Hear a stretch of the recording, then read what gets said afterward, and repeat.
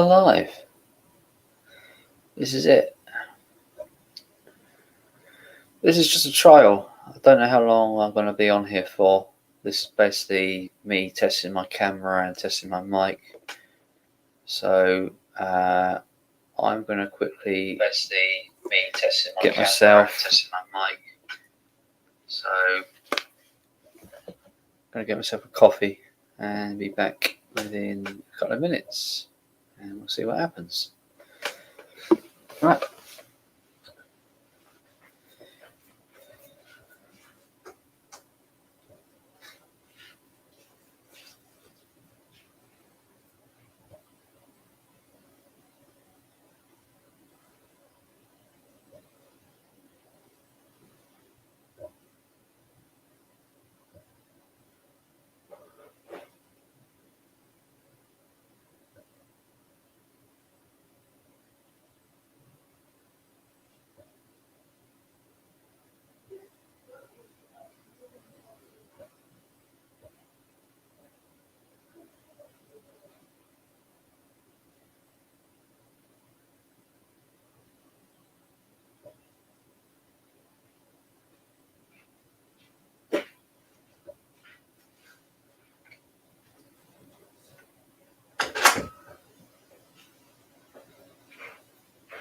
Yeah, I've been thinking about doing some live streams in the up and coming weeks, and I'm not going to set any rules or boundaries or anything like that.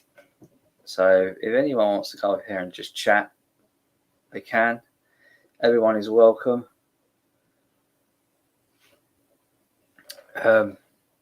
Feel free to come up and speak freely if you wish. No problem with that. There's no rules as such. Come on, chat, whatever. It's perfectly fine. Or don't, on the other hand. Don't.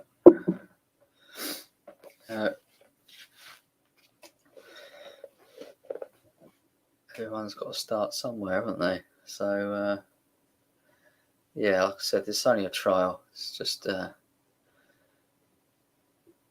testing the microphone and the camera and such. I haven't done this in a long time. It's been a while, and I've never done it on a PC. This is the first time I've actually done it on a proper PC. So I've tried doing it on my phone before a few times, and that's okay when you're not hosting. Oh, hi, Richard. You right?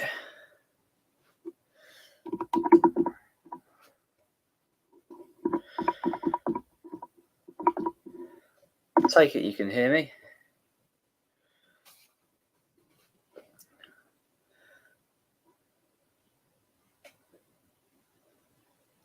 I'm assuming the mic's working because I've had a few chats with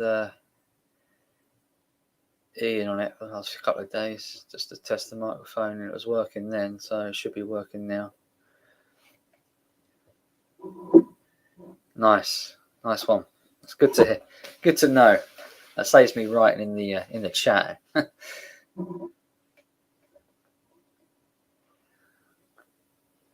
You right, Rob? Oh, you're right, Rob. So you didn't come on the live stream last night. Hope everything's all right with you. I know the football's on, but I can't watch it. You know, when you're playing like the best team in the land, it's, you know, it's kind of everything's against you. You know, I know it's at Tottenham, but still, I'm not very optimistic. I'm just hoping for the best. Yeah, come on. Yeah. I'll have to send you a link. Bloody hell, how do you do that? Give me a minute.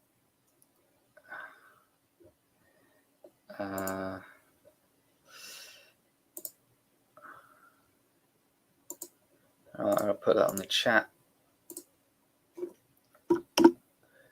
I'm very new to this, so bear with me. I think I've just about got the basics down. You right, Martin? How you doing?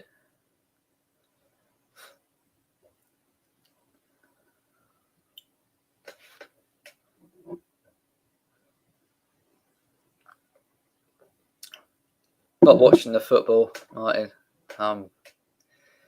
Yeah, I'm just hoping we can get a 1-0 victory over them and get through to the next round. We've had some tough draws, actually, early.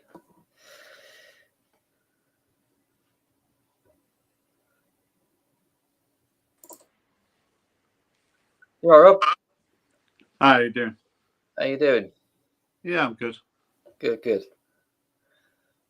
I Well, was watching a bit of the City game. I'm not sure it's still 0-0. I don't know. I haven't looked since half time, so I know we haven't had a shot on goal yet. Yeah. So I'm not too. I know, but yeah, you never know, do you? You never know. No.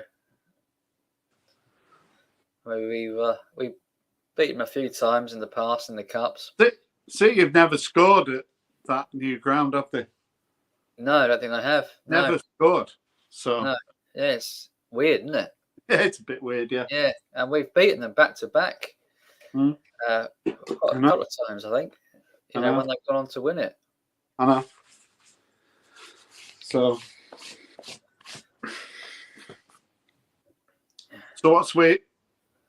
Are you going to start doing this regular if you? Every now and then.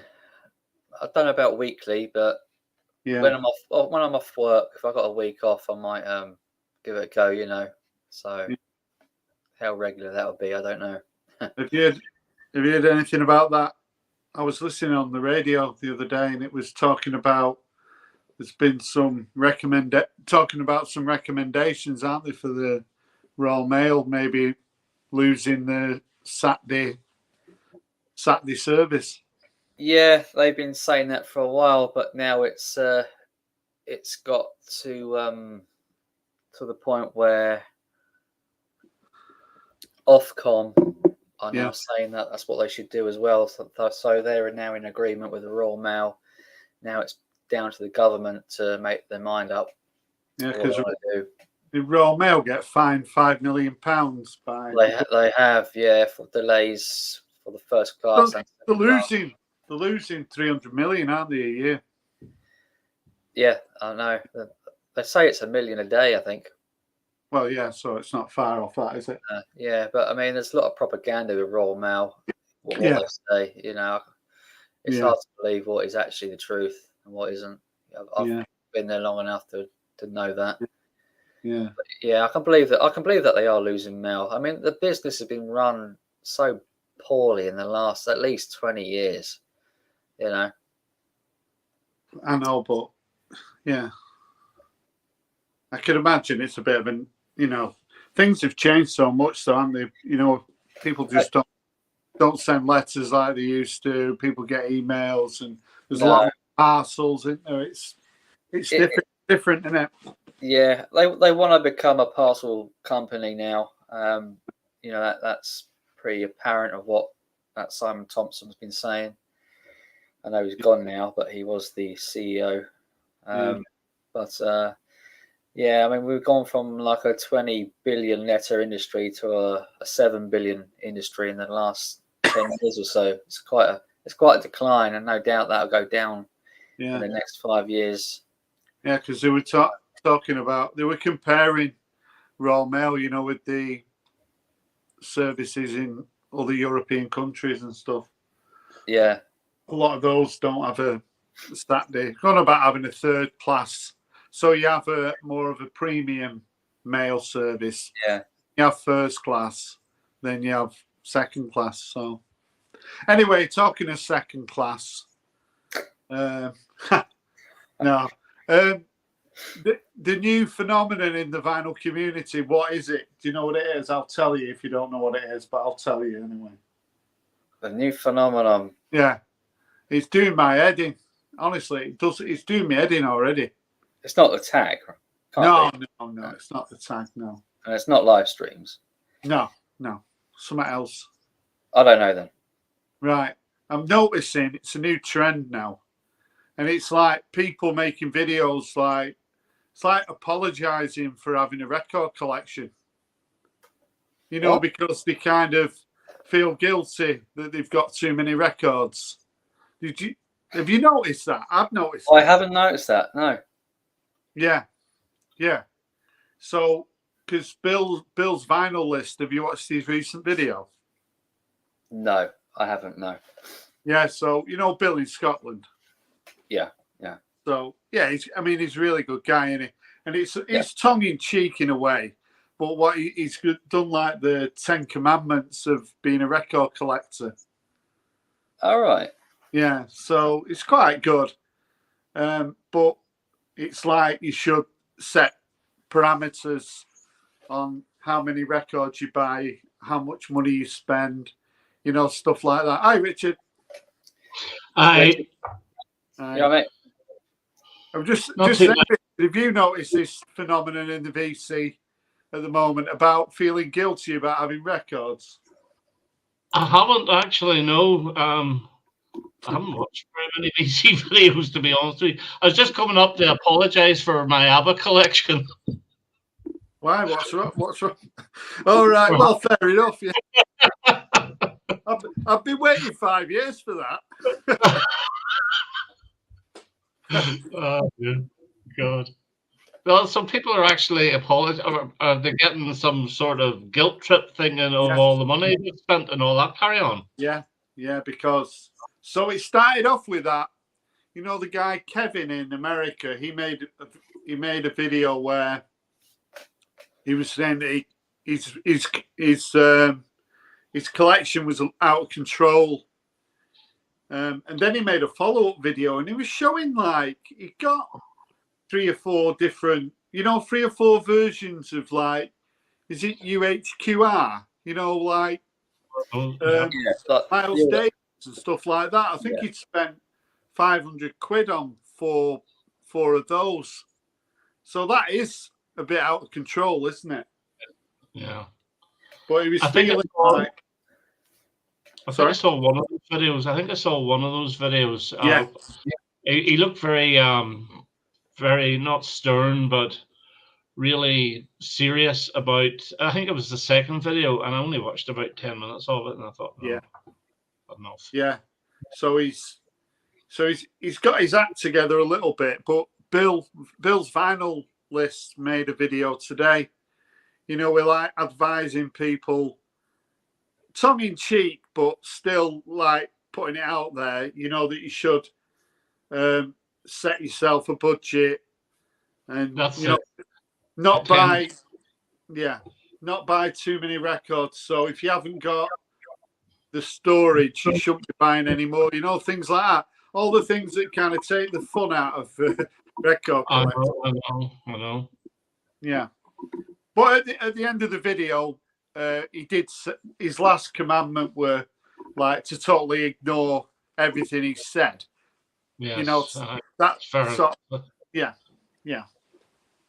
But it's a little bit like Steve Carlson's been doing the same sort of thing, hasn't he, over the last couple of months? Mm-hmm. Well, he's moving, isn't he? And he's going to get rid of a lot of his. Now, I would put money on that the majority that he gets rid of are the ones that he got as freebies. Yes, well, I think, yeah. Honestly, because I'm sure there's a lot there that he doesn't like. Yeah. You know, he's appreciative of them. They were just collection fillers, basically. Yeah. I agree. Yeah. That's what he'll get around to after he's cleared those magazines. I know, yeah. He's got a lot of those as well, hasn't he? Just before you go on, you have to qualify what you mean by magazines, because if somebody's watching this, they'll automatically think of a different type of magazine. Music magazines, Richard. Yeah. Well, you could call them jazz mags, but then, yeah, something else. take one letter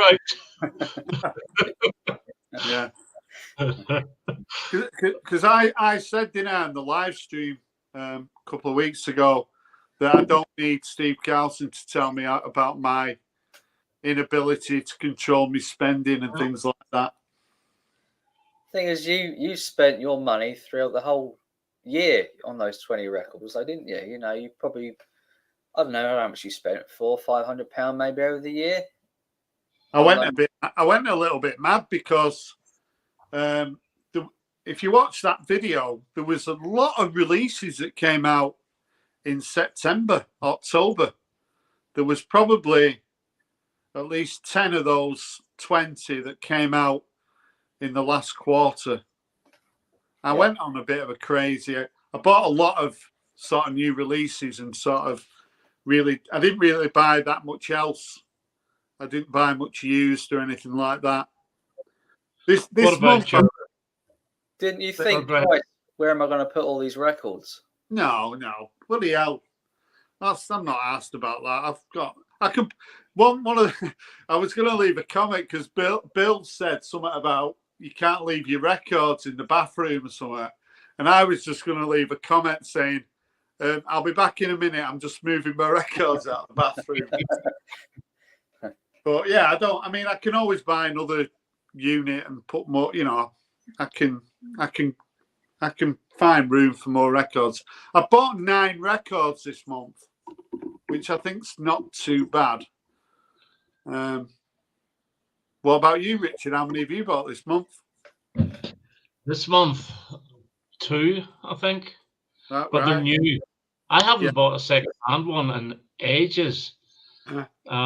I'm really just buying reissues of the artists I like now. Because if you noticed, I haven't done one of those vinyl inboxes since October or something.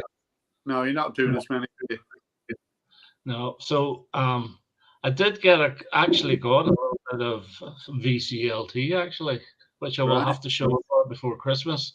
2 brand new albums from Lloyd Boone. Really? And it was one. Yeah, he sent from Amazon 2 Nick Cave albums. Right. Now, it's because I didn't have any Nick Cave, and I mentioned it in the video. No, I didn't actually mention it. I did the video from 1980 something, right? Yeah. And he said no Nick Cave, and I said I don't have any Nick Cave. No. I'm buying these 2 albums coming along, and they're actually pretty good. Do you like him? He's not bad. It is a bit Leonard Cohen-y, and his voice is quite difficult. Well, as a grower, the 2 albums is The Boatman's Call, which is good, but the other one is something I can't even remember the name of it, but it's a double album. Better. It was from a couple of years later. It's from about 2001, 2002. Yeah, but they're really good albums. So I'll be showing them on the next inbox whenever it might be. Yeah, there's a lot of people like Nick Cave, but he's not anybody that I've kind of, took any notice. Really. He's one of those artists that you've heard of. Yeah.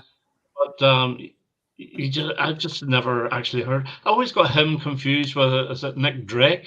Yeah. Those 2 I always got confused. And then the 2 Buckleys always got. Well, I think they're father and son, aren't they? Tim Buckley and the other one. Jeff. Yeah. Explain to me, why did you apologise for your record collection? Why he was apologised? Well, I thought that's what you said. Who, me? Yeah. No, he's the opposite. He's apologised for nothing. No, you were saying about this new trend which is taking place about people apologising for their record. Oh, yeah. No. I think it's reverse psychology. I honestly, if that's the case of you apologising for your record collection, you're reversely saying, "Hey guys, look at the amount I've got." I've definitely noticed a little bit of a trend where people in the vinyl community, I think especially people who've been around for quite a few years, they keep saying that I'm slowing down on my purchasing. I want to start listening to what I've got, silly things like that. But part of vinyl collecting is actually getting something. It's almost Yeah. like getting a Christmas present, even through the mail, to see something sitting on your porch. I think, oh, here it is. And okay, half the time you'll play it once and you'll file it away and never play it again. And I am seriously guilty of that. Yeah. But When it comes to new music, Rob, you're miles ahead of a lot of people. oh, yeah. Miles ahead. Yeah, but I really do enjoy, seeking stuff out. So for every new artist that I'll discover and buy the album, I've probably gone through maybe 25, 30 that I've just listened to, and they've just not passed the test, if you like. But I mean, my 20. I know, Richard, you made that video, didn't you, where you showed a lot of new music, but it was from older artists. So actually, I've got them here now. All the records are all here. So, how many of those albums or hits from those albums actually made the mainstream? Because I imagine a lot of that isn't even. We'll go through them all now. I can go through them all now. So my number one was this one, the Beach Fossils. So have you actually listened to this, Richard? Do you know anything about it? No, I don't even know. Is it the album called Beach or the album called Fossils, or is that the name of the band? No, you wrong on all counts there. So, okay. So the band is called the Beach Fossils, and the album is called Bunny. Right. Okay. So the album is called Bunny. Oh, so Bunny, this is so melodic. You'd like this. You definitely like this, Richard. Right. If you like Vampire Weekend, you'll like this. Yeah. All right. It's a little bit more melodic than Vampire Weekend. It's got an influence like the Byrds and things like that. I think you'd really like this album. Right. So definitely. What about the singer's voice? That's another very important one for me, is the voice. Very melodic. You'd like it. There's nothing not to like about the voice. So it's very accessible. Very good album. So this was my number one. And these are like from New York, and they're like maybe early 30s. So I class this as like new music, really. I think the debut came out in 2010, something like that. But I'd be astounded if, like Simon, you'd like this as well. Definitely like that. This is indie. Yeah, it's indie. Yeah. Right. They're not in order. Well, this one's not in order. So this one with the horrendous cover. You like Bombay Bicycle Club, don't you, Simon? I do. Yeah. Yeah. So again, quite similar to the Beach Fossils, melodic, really good songs, nice hooks, nice voice as well, pleasant. I've seen them live a couple of times. So, but this didn't come out till October. So, but this has got Damon Albarn's featured on it, and Chaka Khan, amongst a few others. So again, this is pretty accessible. Nothing. Can I ask a question? Yeah. Where do you find it? I know Spotify, but you just don't go onto Spotify and go for the Beach Fossils. How do you hear about these? How do you hear about these bands? Never mind finding the album. So I'm not on Spotify. So I've not got Spotify. So I kind of I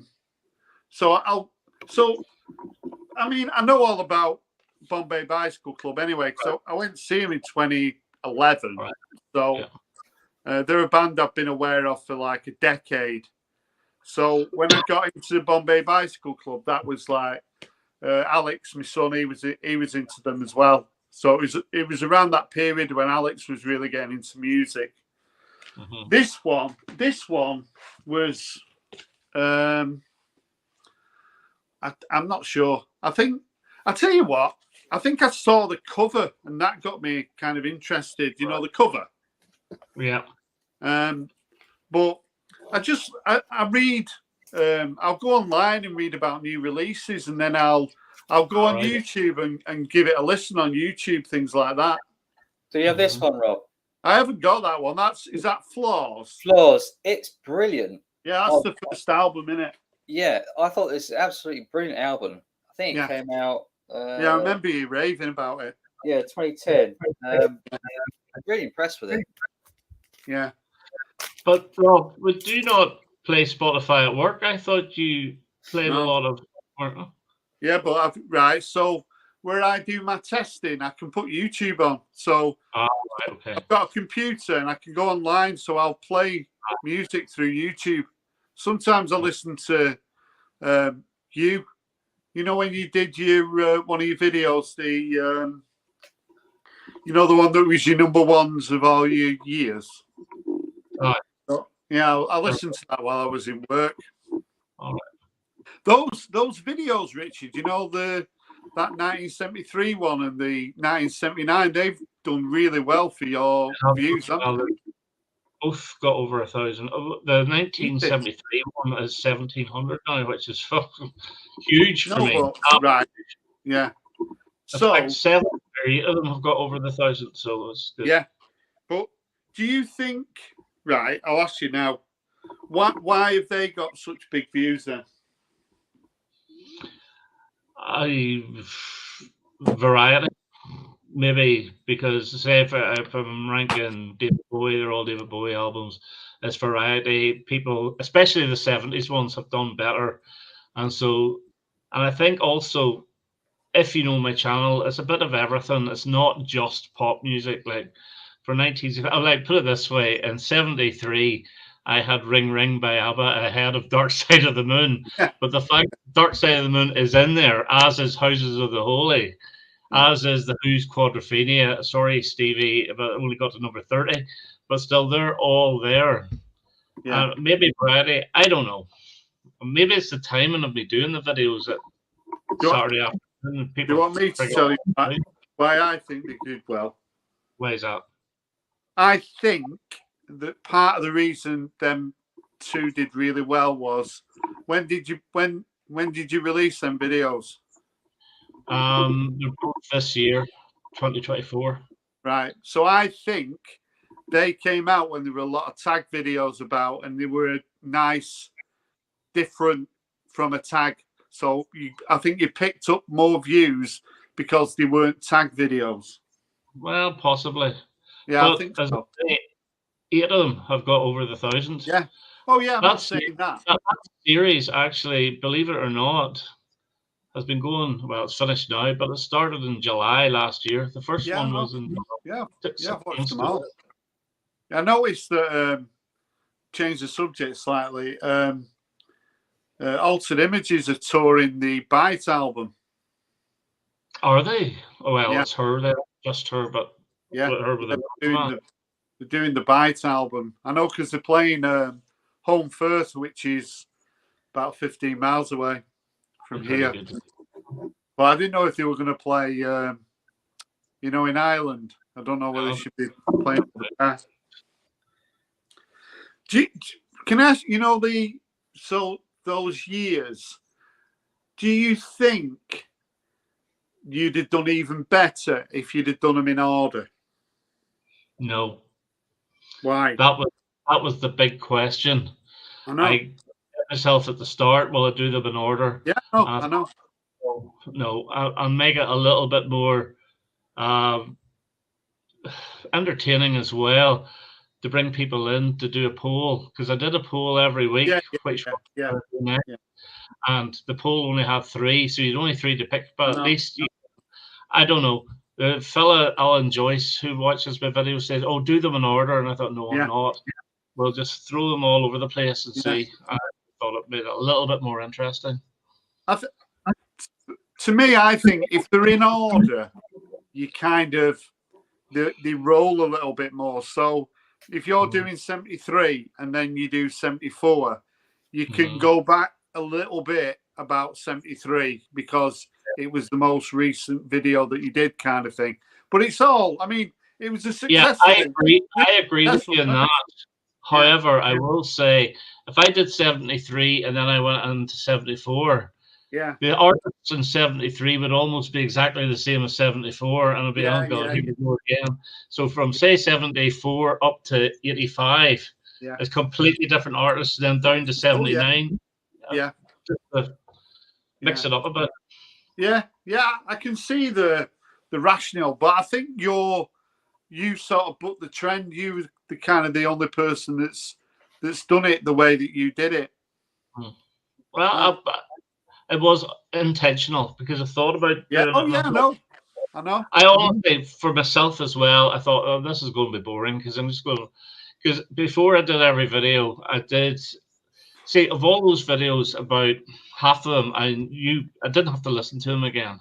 No. A lot of them, or well, quite a few of them, I did have to listen to. Yeah. So it gave me a week in the car, going to from work, and that's all I did for 6 months was listen to all the ones to re-familiarize myself with.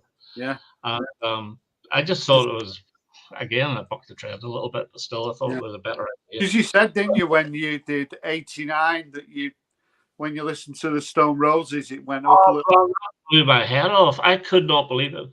But I remember my friend had that in college, and I never liked it, but I never really listened to it. And then all I could think of the Stone Roses was Fool's Gold, which is okay. I don't mind it. But I thought the whole album would be like that. Is it? No. It's a completely different album. It's really, really melodic. It's really good indie music. Yeah. I wasn't even going to consider it, and I thought, no, I'll give it a chance because I bought the album. I thought, I want to listen to this anyway. Brilliant. Another one that blew my mind was Stevie Wonder's Songs in the Key of Life. Yeah. I didn't get that one either. It wasn't even going to get listed, but I think I got number 3 or 4 or something.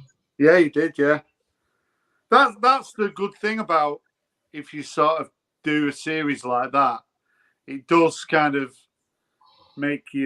not make you, but it's an interesting way of sort of just checking out some albums that maybe you've neglected a little bit. Yeah, without a doubt. I know, Simon, you did you've done a similar thing, haven't you, with CDs? I have. Yeah. So what did you do? Did you just go off memory, or were there some that you went back to? Off memory, I think mostly. Yeah. You pretty much remember the ones which are, your favourites, aren't you? Are you going to do? Because we had a little bit of a chat, didn't we, Richard, in the comments about doing a top.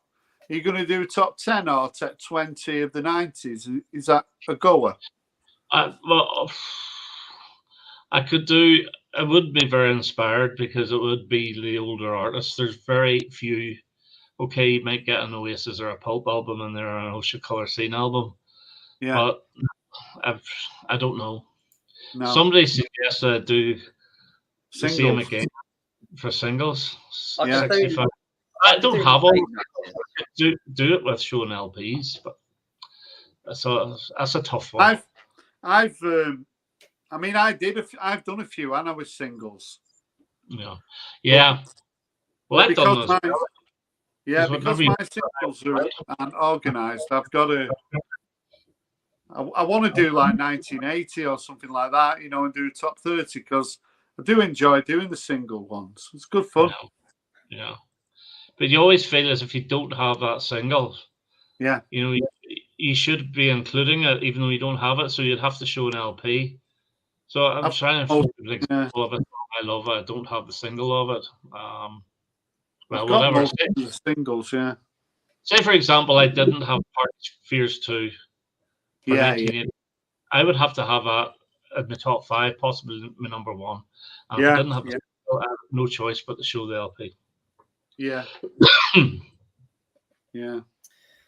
Yeah, I could do late 90s, but early 90s I couldn't do. I would struggle to get 10 indie or rock orientated bands of the early 90s, but the later 90s I could probably do. That's why I went straight into sort of the noughties, because that's more of my sort of era, really. You've got that one, haven't you? Have you got that, Rich? I haven't. No, never bought it. I've got that. You're not. Never bought it. You're not. What? You've got a few Blur albums, haven't you? I've got all of the Blur albums on CD, and I've got the 3 best ones on vinyl. But for some reason, it never appealed to me. I didn't like Think Tank, and I wasn't that keen on the Magic Whip, so I never bothered with that. This is better than those albums, I think. Is that the black vinyl or the red one? Red. What colour's yours? It's black. Yeah. Yeah. So that'd be classed as, so that was one of my 20, but that to me that's like an old established artist. Yeah. And also, obviously, this was my number 2, so that's an established artist as well. The National. What about the National, Richard? What do you know about them? Only what you and Ross Goodall have said. That's it. Never heard of them before, the VC. Right. Because, I mean, I went to see the National. I've seen them a few times. They're melodic, miserable sort of, they call it miserable dad rock. So, you know, that's right on my alley. But I was blown away with these 2 albums. They're both, one came out in April and one came out in October. Right. Right. Yeah, I think they're both really strong albums. So both more or less the same cover, but are they the same song mixed or what, or completely different songs? Yeah, they're all different songs. So, and there's featured artists. Taylor Swift's on one of the tracks on here. Phoebe Bridgers, Sufjan Stevens. I mean, if you listen to the National, you might. If you try a New Order T-shirt, they've done a song called New Order T-shirt. Right. Okay. I mean, you like some right rubbish, don't you? You like bloody Leonard Cohen. People who like Leonard Cohen like the National. That's how bad they are. I think I've got one of his albums somewhere. Pardon? I think I've got one of his somewhere. Leonard Cohen. Yeah. I was watching. There's quite a few people who really do like Leonard Cohen. Thingy likes him, doesn't he? Embryonic Robot, Brian. Mm-hmm. I had to laugh at Brian because he did that 48 video series, didn't he, on John Cale? Did you see that? It felt like it were about 48. I think it was about 6. The best one from Brian was his OMD one. I loved every bit of it. Oh yeah, loved it. And he has got some rarities there, so he has. He's got an unbelievable collection, hasn't he? He has. But I didn't realize, being Canadian, I always think of OMD as just the UK, apart from If You Leave, which was big in America. I had no idea that fans over there. Yeah. Such big fans, like he's a far bigger OMD fan than I am. Yeah. When he was showing he had quite a lot of 12 inches and rare stuff, didn't he? Yeah. I did watch quite a few of the OMD one. But yeah. But he's someone whose collection I'd like to have a look through. Is he? You know, there's certain people, because he's got a wall of records behind him, hasn't he, Brian? Oh, massive amount. Do you know what I mean? Amount. Yeah. So, yeah. So this is another. So these would be classed as a new band, Squid. Yeah. So they're pretty good, aren't they? So Squid are kind of. Pardon? I've heard of them. Yeah, it's like progressive. I know we didn't like using the word post-punk, but I suppose if you want to think like post-punk progressive, that'd be. Well, I don't mind post-punk. The word progressive, I just go, huh. Yeah, I know. I don't. If there's a rock after it, huh. I don't think you'd like Squid, Richard. You wouldn't. I don't think you'd like them. No. But the one thing about Squid is the singer is the drummer, so it's quite interesting when you see him live, because it's quite unusual that. I know Paper Lace's singer was a drummer, wasn't he? Do you remember them? Aye, of course. And don't forget the Eagles as well. Yeah, the Eagles. Yeah, the Eagles are playing Manchester for 3 or 4 nights at the end of May, June this year, like a farewell. Another one. Yeah, supported by another one of your favourite bands, Richard, Steely Dan. Oh God, no, that's the other two words I can't stand. I know, yeah, yeah. I do have a Steely Dan album, I know you do. the Royal whatever it is, The Royal and Scam. I just didn't like it at all. Yeah, yeah, No. yeah.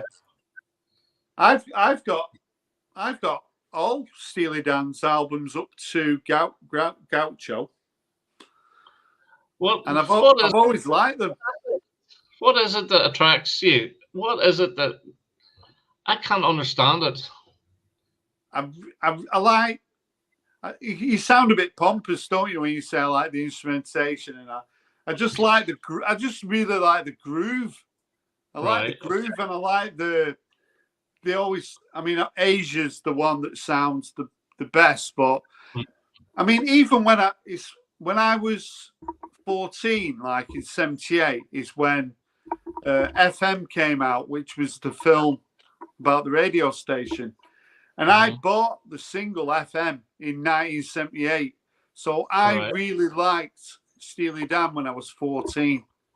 And then I never really took any notice of them, apart from that. Is it Ricky Don't Lose That Number? I knew that song. And Reeling in the Years.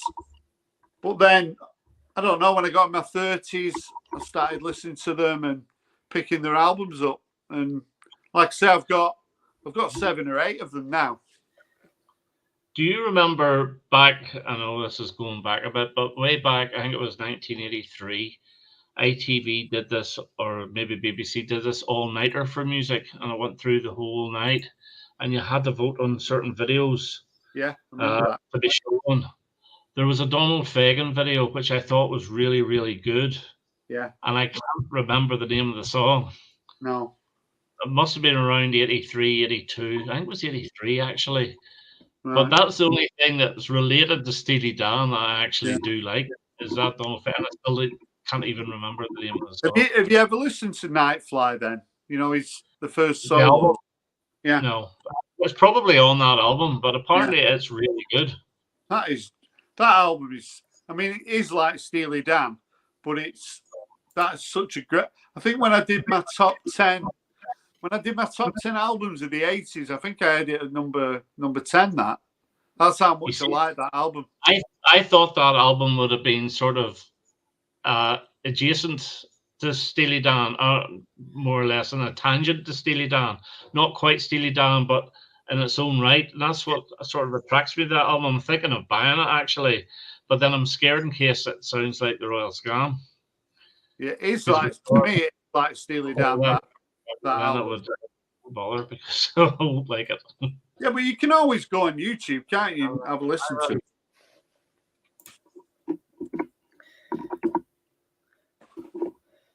But you don't feel that you need a lot of sort of motivation and patience to listen to something brand new that you've never heard before?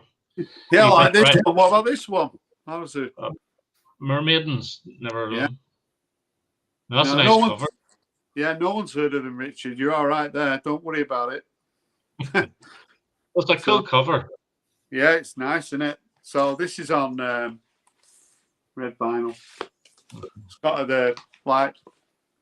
So if I know, Richard, you like the Primitives. Yeah, I love them now. So, yeah, so you probably like this. This is so they're from New Zealand. It's 2 girls and a guy on the drums. I mean, I'm a sucker for girls with guitars anyway. But if you like that sort of, there is a little bit of a groove, you know, of that sort of late 80s, you know, them like Darling Buds, that kind of feel. Mm-hmm. But this came out in November, and I just found this by accident by digging around, and I found it. And then I went to Piccadilly. I looked at Piccadilly Records because I couldn't get it on Amazon. But they had it in Piccadilly Records in Manchester, so I went down to Manchester and got it from there. But yeah, I had this in my top 20. I really like this. But all my top 20, it was like I could have had number 4 at number 16 and number 16 at number 4. Because I said at the start, I really like all the albums. I really do. So.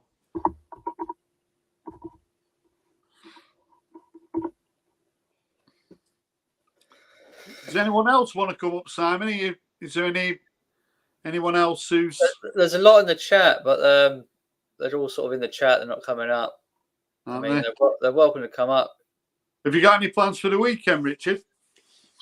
No, I'm working on Sunday day. Evening, 4 o'clock. Right. So just the normal. Yeah. Store stuff. So yeah. Shopping, blah blah blah. That's it. Yeah. Yeah. But my work shifts have been a wee bit topsy-turvy lately. There was a week I did days completely. I was going to go on the stream, but that was the week that Ian fell sick. Yeah. And then I was in the afternoon yesterday, and then afternoon on Sunday, and then back to nights again. It's all over the place. Hi, Mike. How are you doing? Hi, well, I heard the call, Simon, so I thought I'd come up. You kept this quiet, didn't you, mate?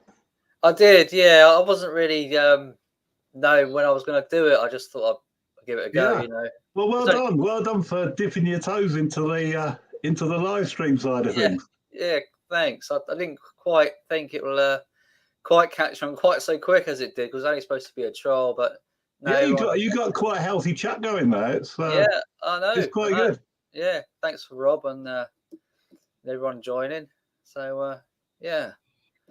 So yeah, keep going and go from there. I was saying, Mike, about this new phenomenon in the VC where you've got to apologise for buying your records. Have you noticed that one? Oh, yeah. I mean, well, where you're talking about Steve Carlson earlier on, and you know, I think it's. I don't know how to put it really, but you know, it's nobody else's business but mine, really.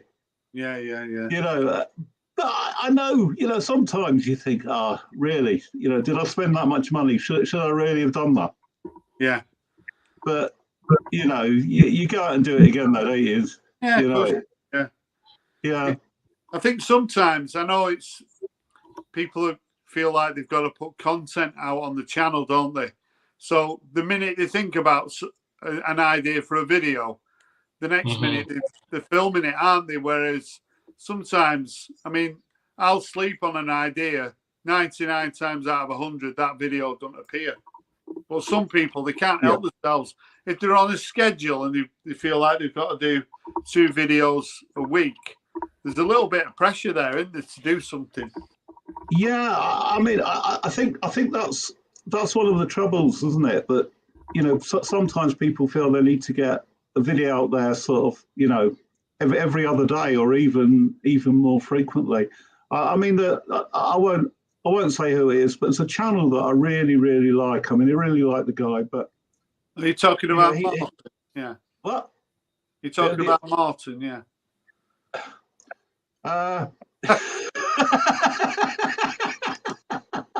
Yeah, come on, we're all friends. Yeah. He does too many videos. Yeah. But I really love him. You know, he's a great guy. I mean, ever since I saw his trip on the train and on his bike to Record Store Day, I was hooked. I thought that was really, really good. Yeah, I like that. When he does unboxing every other day, doesn't he? He does. Yeah. But I was going to say something there. Why do you think people do too many videos? What's their reasoning? Is it to get their view count up, their overall view count up, their sub count up, or are they bored? Ian ranking the obscures proof of that.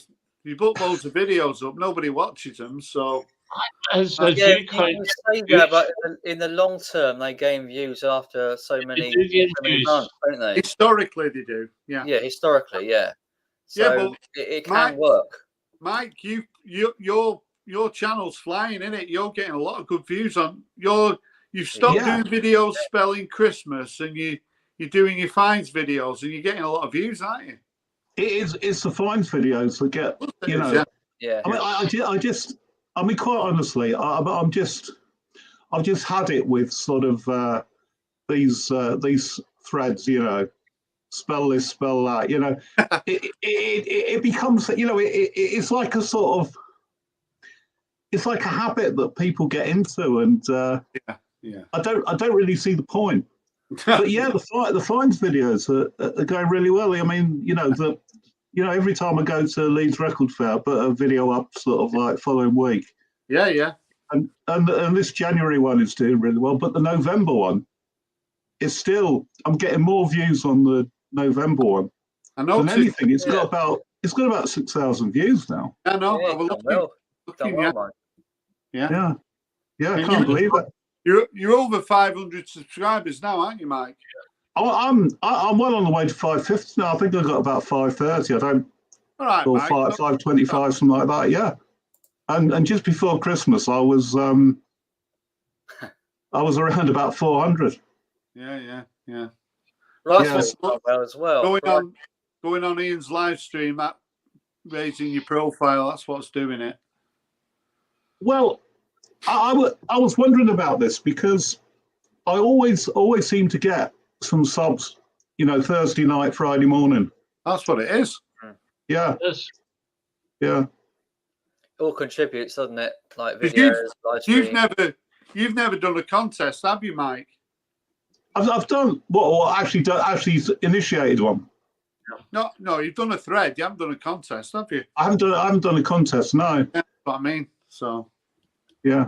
If you did but don't you think so? Contests seem to be they're not like they used to be, are they, Richard? People are a bit more. They're a bit more reticent about doing a contest now, aren't they? Especially if you do too many, like me, 3. You've had 3, Rob. Yeah, they don't. I will be doing any more. I've lost count of how many Richard's done. They don't seem to get the views, though, do they? Contests get a lot of views. After the tag, things go a bit quiet, though, don't they? Yeah. But you will notice if you do a contest, you will get a load of subs. But you see, once the contest ends, your sub count starts going back down again. Okay, it doesn't go down to the same level, but you do often lose quite a few. And that happened with me with that last quarter contest, which has probably got the most views of any of my contests. However, I did lose quite a few after it. But TKR Video Central, his sub count just, it was like pulling out the plug in the bath. Just went down the plug hole. I think he lost like 60 in about 2 weeks. That was a really good contest, Richard. I love that. I love the the question that you asked. What is it? What's the quarter all about? Nobody got it. Oh, that yeah. Remember. Yeah, I mean, there's some guy who was it? It's one of the American channels. Chris Burton. Yeah, that's it. Yeah. Sort of. It's playing a detective, wasn't he, with it? And, he's got a great channel. He's really good. I know Michael over at Ricefield's Records. He gets a bit of stick from Rob, doesn't he? But he's picked up quite a few subscribers. I've noticed he's like on the 900 mark now, sort of going the 1K. So who gets stick off me? Who? Michael, yeah. I never give stick to irrelevant channels. There you go again. There you go. No, he's doing all right. He's got No, but now, Michael Ricefield Records will throw his towel on any bed, won't he, of any channel that's got a lot of subscribers. So Michael 45, George Borden, he was on with somebody else, wasn't he, the other day? He sent me a link on my Instagram, to try to force me to watch it, but I didn't watch it. So he's always hanging around these big channels trying to get a couple of subs from them. Well, he's just trying to find a place, isn't he? No, he hasn't got a place though, so he's homeless, isn't he? You're being very harsh, Rob. Yeah. Do any of you guys promote your own channels on social media, like Instagram or whatever? Do you actually promote your own channel? I never used to, but so now my Instagram, the only people that follow me, apart from like my daughter and a couple of really close people is people in the vinyl community. So when I put the vinyl tag up, I actually put a promotion on my Instagram that it was going up. Right. But that's the only advert that I put on. But Yeah. surely then you're not really promoting it because they're already in the vinyl community. They know about your channel, anyway. Yeah, but there's a few people, when I say back, so on Instagram, there's a lot of people who are, they're not in the vinyl community, but they're obviously the lovers of music. I don't even know if they know that I'm in the vinyl community. They just follow me because, you know, I show records. But I mean, I haven't got a hugely active Instagram account. I might put a couple of pictures a week on it, something like that. But I don't put anything on Facebook or anything like that. What about you, Mike? I don't subscribe to anything apart from YouTube. Right. Yeah. So you don't have Facebook at all? I've got a Facebook account, and you know, sort of, you know, friends of mine send me sort of photographs that I don't really want to look at anyway. You know, of sort of like their kids' weddings and stuff. Myself, I don't actively, you know, I don't actively sort of use it. It's just there. I think the only time I ever use Facebook now is at Christmas to say Happy Christmas, everybody, and then the next post is the next year. Happy Christmas, everybody. Yeah. I could be wrong, but you know, Facebook to me seems like sort of something that's a little bit in the past now. Yeah, I think so. I've come off it for about 10 years now, or whatever it is, and it's just the same old sort of bullshit from people who want to take pictures of meals and cut their new cars, and it's just it's very show off, isn't it? Very show offy. Yeah. Do you know what I think it's like is sort of, you know, way back in the days before the internet and anything sort of digital, you know, the thing that you could do to sort of bore all your friends is to show them your holiday snaps.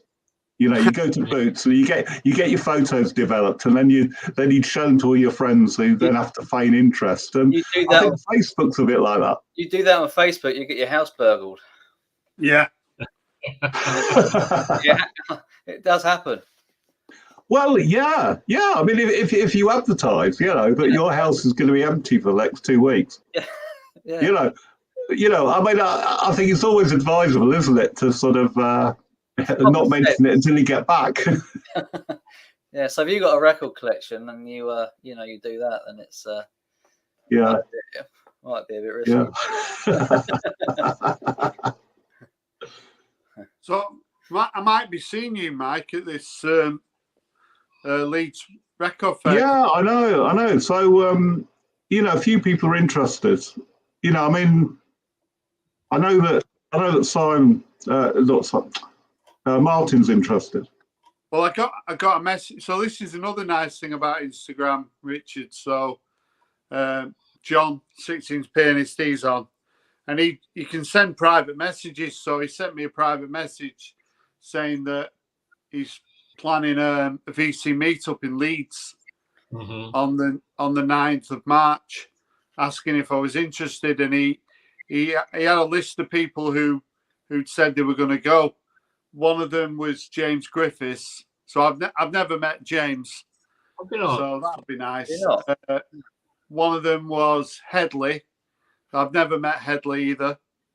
Then there was Martin was on there, so that's a bit of a trek for Martin. Steve Whitty's name was on there as well. So I've met. Oh, really? Oh, that's good. That's good. Yeah. I met Steve a few years ago in Bristol. I've only just discovered Steve. Yeah, well, the vinyl tag has been really good for Steve because he was one of the first people to do a response. Yeah. So I think Steve's probably picked up about 80 new subscribers since the vinyl tag. Because Steve was like on about 350 subscribers for quite a long time, and he's on about 440 now. So he's had quite a lot of subscribers over the last 3 or 4 weeks. Well, I'm one of them. You know, I mean, I sub to him. Yeah. But yeah, I noticed that, you know, he'd been on a while, and Yeah. he'd not really got the traction, had he? No, he's been making videos before me and you, hasn't he, Richard? All right, Steve Whitty is one of the originals, as I would call them, along with James Griffiths. And this is before I started making, and I'm very selective of who I watch, but I do watch all of Steve Whitty's videos. There was a while he wasn't making for a while. I think his head wasn't, 100% there for making videos. But you know, I do always enjoy. It's just a normal bloke, so he is, and that's what I enjoy about Steve. Yeah, I think he's a nice. Good. He knows his stuff as well, doesn't he, Richard? He's He pretty does happy. know his stuff. He really knows his stuff. Yeah, You know, and he's around the same age as me. I think he's a year older than me. I think he was born in '65, so he's between us two, Rob. You being the oldest. No, I think you're the oldest. I think. Yeah. I can't believe I'm the second youngest on a panel of four here. There you go. I can't believe I'm the second youngest on a panel of four here. Yeah. You're a weapon. Hey, well, that's all right, Richie, because you don't look it. Well, that's a complete insult, but fair enough. Yeah. Have he's got any ideas for new videos or anything? Oh yeah, I've got a lot. I've got quite a few in the works because I wanted to start doing more videos. So I'm going to do one tomorrow, and it's a complete steal of one that Rob Walker did. I don't know what I'm going to do this year. It's actually about 5 years ago to the date nearly. Which one is it? I'm going to show 10 records I've never shown before. Yeah. There's a thread going around though, isn't there? 3. Oh, is there? Yeah. Well, maybe not do that one then. Right. So Chris Profi started one where it's 3 records. Yeah. Or 3, so but I did a contest, didn't I? Show 5 records. Yeah. That's the one. Yeah, that's right. It was 5 years ago, Rob, because we've been doing this for 5 years this month. Well, I started, my first video was, I think it was like 16th, I think, of January. It was same day, I think, as Randall Weaver. Yeah. Exactly the same day. Yeah. That was your first video, and your first video was talking about singles like Blondie and all the rest of it. Yeah. I think my first video was about 5 days after you. And that was actually 2 in one day, doing a real Ian here, but I did 2 in one day, and they were both contest entries for Hannah and Robert Z. Yeah. Now those videos have now still since been deleted, although I still have them on the computer, but they were shite. I watched your video the other day. You'll be able to see it on. So I watched, it was a little bit of an introduction, and it was Lou Reed, 5. Yeah, that's going back. I know. Yeah. Funny that I was nearly going to delete some of those videos just to clear them. No, they really very humorous. Keep them up. I know. So you go back 5 years then. Could either of you remember the first record that you showed on the BC? I showed a. It's funny because I don't think did I show a record? Because I had it was more an introduction, so I know it's hard to believe, but I was talking about myself, so I wasn't really. I showed a handful of records, but I can't remember what they were. Yeah, I'd have to look at it because I was just talking about the music. So at the start of the video, because this is another thing. I think when you start a channel, it's quite a good thing to just do a video where you talk about why you're making a channel. And it sounds a bit obvious, but so I was talking for quite a long time about James Griffiths, Steve Carlson, John. Where's the echo coming from? 6-inch pianist John. So I was talking about how I've discovered. So we're talking about how I discovered YouTube, and how I discovered people talking about records. That was the main crux of my first video. And then I just started talking about the music I was into when I was a teenager, really. And then I think that video's got about 800 views, something like that. You had some interaction with Matt Hayes, didn't you, in the early days? Yeah. Matt Hayes was someone who...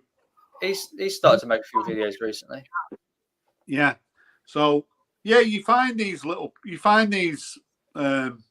channels that obviously you didn't know about. Everybody has that. You know, you get close to... I mean, Richard, you get close to certain channels and you know, you always watch each other's videos and you support each other and you comment, and you know there's quite a lot of people that I'd say that there's people like Cracking Vinyl Graham. He disappears for months and everyone that he does I watch.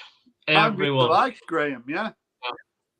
You know, and there are channels like that who kind of you forget about them and then they put a video up and you know you're pleased to see it, aren't you? Yeah. Well, I mean, just now, I mean, some of the people you talked about, I can't say I know them. No. Well, Ross Goodall was my first person. Yeah, I know Ross. Yeah. I watched his Paul Weller ranking, and I'm thinking, I just enjoyed it for what it was. And then I was thinking that he'd done other videos. So I'm thinking, this is a bit weird. And then I must have seen James Griffiths in the comments.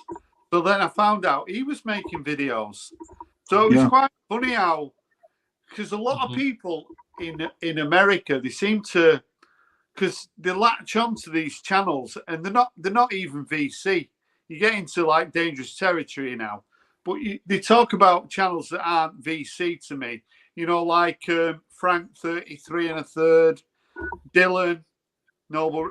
Like when I started making videos, though, Dylan was still quite a small channel. He only had a few thousand subscribers. Not like now where he's got like 100,000. But the people that I was getting into were what I class VC, which is like James Griffiths and Steve Carlson.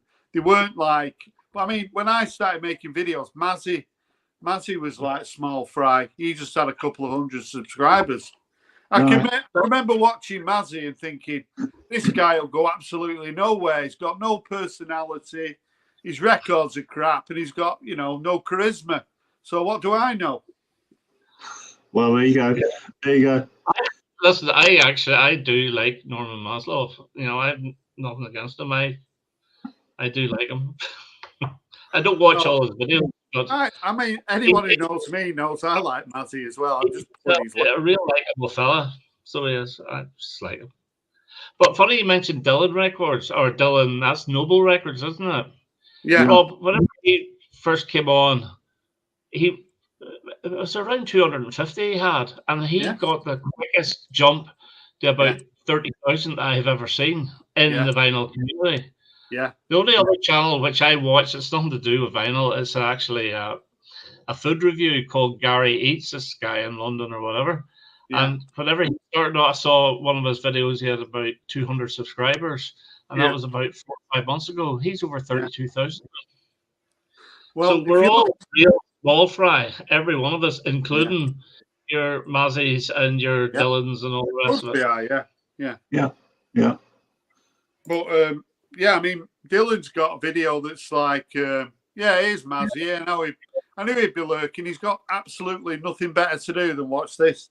But so I was looking. So Dylan, he's got a couple of videos that are like a couple of million views, and that's so people with record shops. People are interested in how people pick up collections. Yeah. But, you know, it's like I mean, he's a really personable guy, though, isn't he? He's very, he's got that style. He's sort of like, you know, he's having a bit of a chat with you, and I like that. And he shows some incredible stuff. I mean, did he have the record shop when he first started the channel, or? Because I seem to get it in the back of my mind that was something he mentioned. That we decided that we're going to start. Yeah, so he used to do like pop-up shows and stuff like that, and he's like anybody else. if you start doing that, you get the bug. And he got so that he had a lot of collections. So obviously, the more collections you get hold of, you get a lot of stock. But he's got videos. I did watch them a few years ago now, where he's sort of opening the shop and he's looking for premises and stuff like that. So you can actually go along the whole journey with him. But the difficult thing is, if you just jump in now, it's hard to go back, isn't it, and watch videos of the last sort of, but I mean, he does some good ones. He does some good ones where, you know, he's bought up somebody's collection. Yeah. And then he picks out the real gems from that collection. Yeah.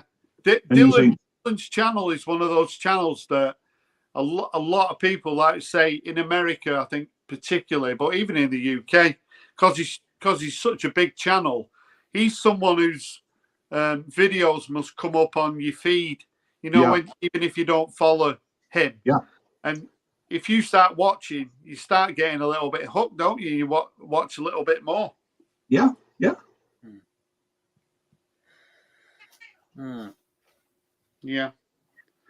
So if Mazzy's here, so he's holding an auction. Actually, forget about the auction. That clickbait video that Mazzy did the other day. Did anyone see that? Is that I'm getting rid of my records or something? Yeah. I saw a bit of it. I think I flicked through it. Yeah. So it had like a massive wall of records saying, "I'm getting rid of my records," and it had about I don't know, it had like 13,000 views in about 4 hours. You know, so it just shows you that went on a bit crazy. I think at the start of the video, I did watch it for about a millisecond, and he did sort of apologise at the start of the video that it was clickbait. But, you know. Well, yeah. I think now with Steve Carlson, we're going to get sort of like, you know, lots of episodes, you know, every step of the way with his move down to Nevada or wherever it is. Yeah. Really, to me, it's a little bit like the Grim Reaper, that channel now, isn't it? You know, it's bad. That's a bit unfair. when you're watching it, you know, you feel guilty, don't you? Mozzie makes a very, very important part in the comments. He says 60% of my viewers are not even subs. That's the same with me. So if people are watching your video, well, obviously, whenever you throw out a video, you get a lot of views in the first couple of hours. Those are normally your subs. Yeah. That's the ones that are not your subs.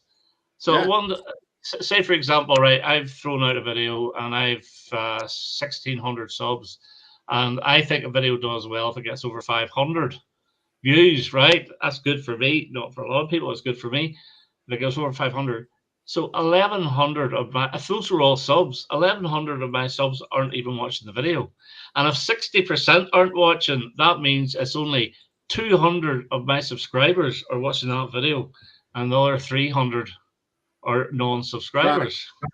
So I mean, the point I'm trying to make it mean absolutely nothing. I'll have to check. Pardon? Mine must be about 90%. You know. Yeah, but what's the point in having them? What's the point in having them if they're not? I'm not expecting every person who subscribes to your channel to watch your videos, because I don't certainly do it either. No. But some of the percentages are shocking. You know, I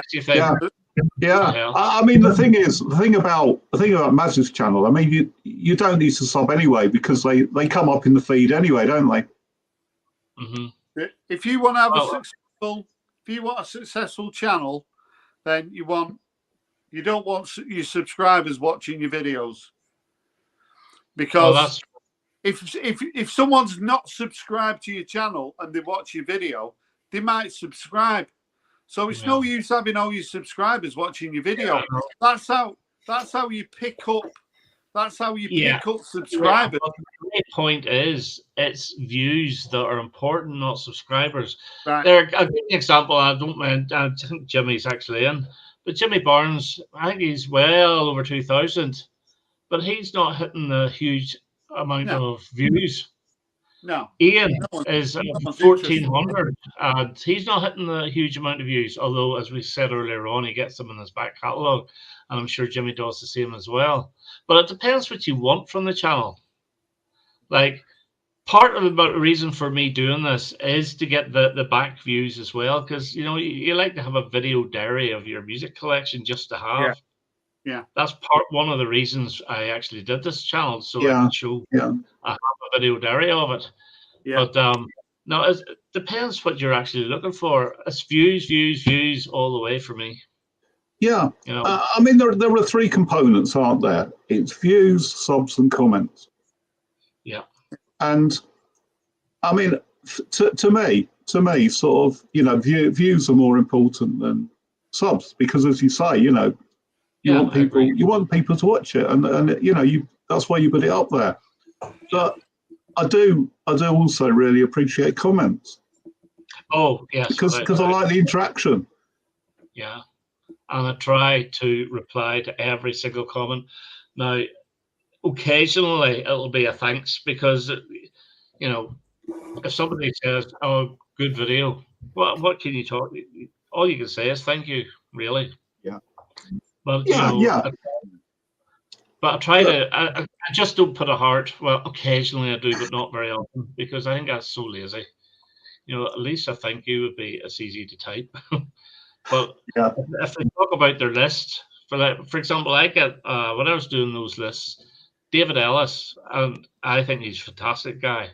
He would give me his top 3 of every year that I did, every single time, and it was really, really good. So I always made a reply to that to say, "Oh, good to see the Smiths in there," or "Surprised to see such and such." But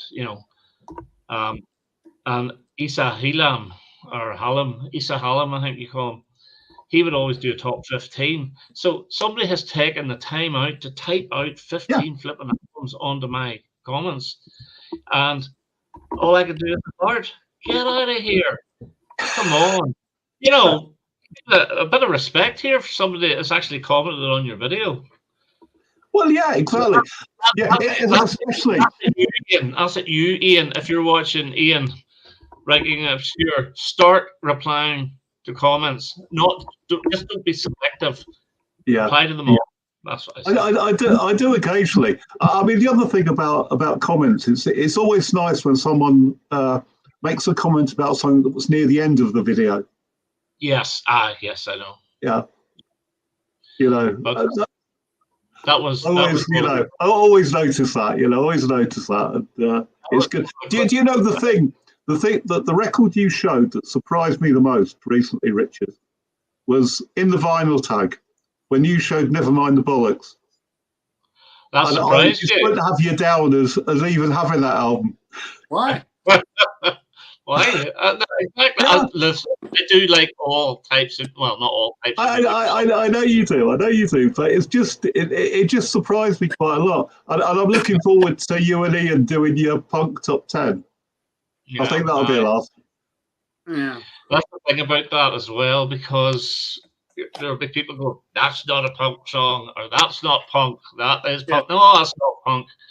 So it's everything I've picked is from between 76 and I think 79. Yeah. And one of them, it's not really punk, but it's getting in there. but there's I mean, if you sort of if you look at punk as a sort of in terms of being sort of this kind of umbrella of sort of a certain type of music that was happening during that time, because the really weird thing is things like some post-punk was happening sort of at the same time as punk. Yes. And sort of and punk bands were producing post-punk albums as well. The only difference I can really see is that there's a bit more to post-punk. Right. The sort of instrumentation, you get keyboards and everything, and yeah. I'll give you two. Well, you get the Stranglers punk. They're full of keyboards. I had Stranglers down. Right. Susie and the Banshees and the original Adam the Ant. What do you put them down as? Punk or post-punk? The original Adam and the Ants now, not the Right. So you're talking the Xerox. Right. Okay. So I think I don't think Susan the Banshees were ever a punk band. I think if you're going to sort of split hairs about it, it's post-punk, really. But you see, I would actually But definitely. I wouldn't like to argue either way. Because as you were talking about Bill Grundy, wasn't Susie was there with the Sex Pistols? Exactly. Yeah, right. So right. I was beginning. And then maybe the first album was punk, and then they went on to post-punk. Again, Adam and the Ants. Oh well, yeah. Well, I mean, well. I don't know about Adam and the Ants and such, but sort of, Adamant, sort of like, crosses out. But because I think Dirk Wears White Socks is a punk album. Yeah, and you look at Adam Ant in 1978, 79. It was serious bondage stuff and all the rest of it. It was almost like a male Susie, really. I think they were big mates as well. Well, yeah, that's right. But it's I just think it's splitting hairs a bit, though. When you're talking about this stuff, is it punk? Is it post-punk? I mean, I think Wire's first album, Pink Flag, is a punk album, but the second album probably a post-punk album. Right, here's one for you then, because I'll give you a spoiler. One of these singles is going to be on this top 10. The first Undertones. Yeah. Would you say that's punk, post-punk, or new wave? What is it? Go Over You or Teenage Kicks? Well, it's going to be one of those two. you should Teenage Kicks is it? Teenage Kicks is a punk song. What about Get Over You? Yeah, I'd say. Yeah, that's the thing. Yeah. It could be either, and I mean, stuff like My Perfect Cousin, a bit later on, that's moving away from sort of punk, isn't it? And American bands, I mean, Television, that they're sort of lumped in with the sort of with punk, aren't they?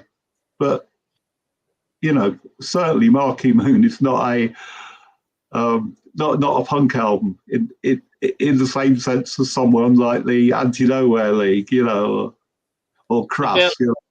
Something like the Ramones. Now, the Ramones to me are like a sped up version of the Beach Boys with guitars. Yeah, American punk is a bit different, though, isn't it?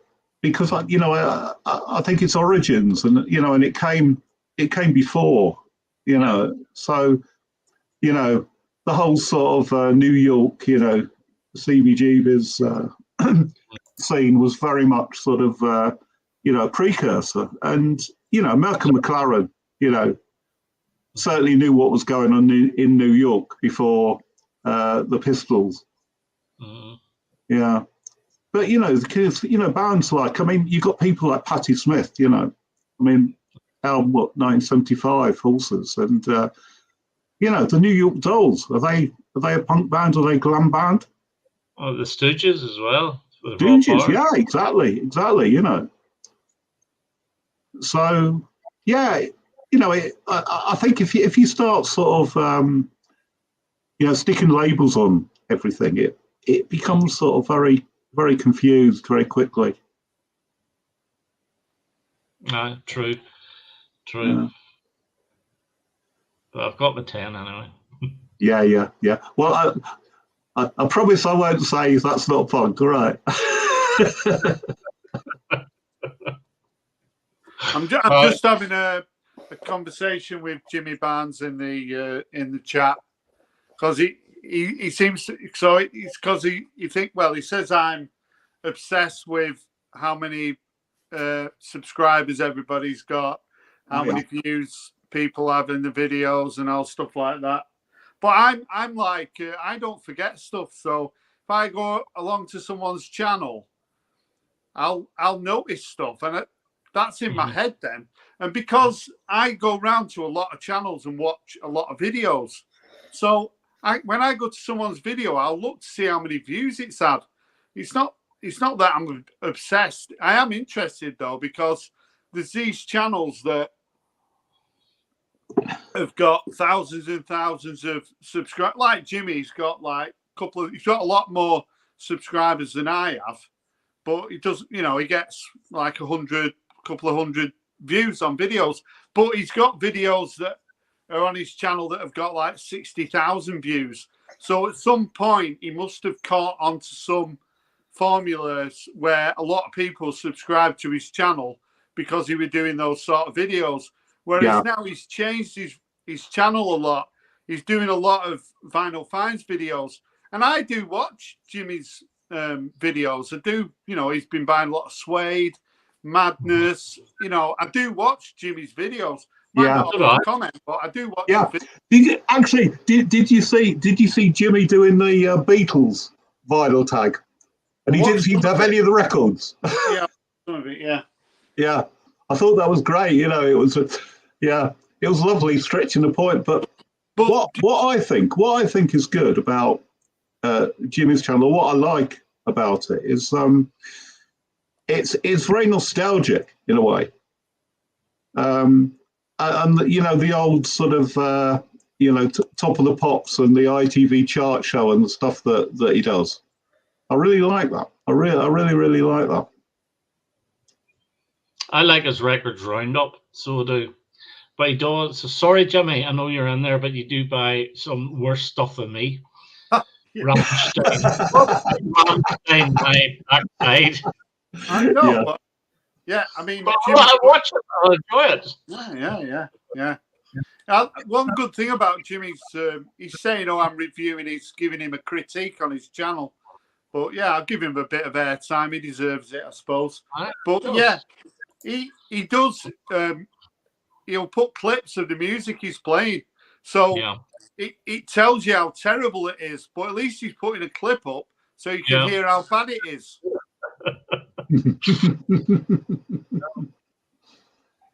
But he is getting over Madness albums, even though he has broken his rule about 6 times. I went from 15 to 16 to 18 to 20. The next one, I got this for £95. I got a bargain. Yeah. I know, Richard. I noticed you. I can't remember you. You had a proper dig at me, didn't you? Was it on a video? Oh, it was on one video. I think it might have been with Ian. You were talking about Squeeze Argy Bargy, I think. I know. Yeah, you said something disparaging on it. Yeah, that's because you absolutely slaughtered my favorite Squeeze album. Absolutely slaughtered it. Which one was it? Is it Argy Bargy? Yeah. Which is your favourite? Argy Bargy. Oh right, yeah. I love that album. I can slightly understand because once you get past the first 2 songs, which are the best 2, Pulling Muscles and Another Nail in My Heart, they are absolutely, they're 10 out of 10 songs.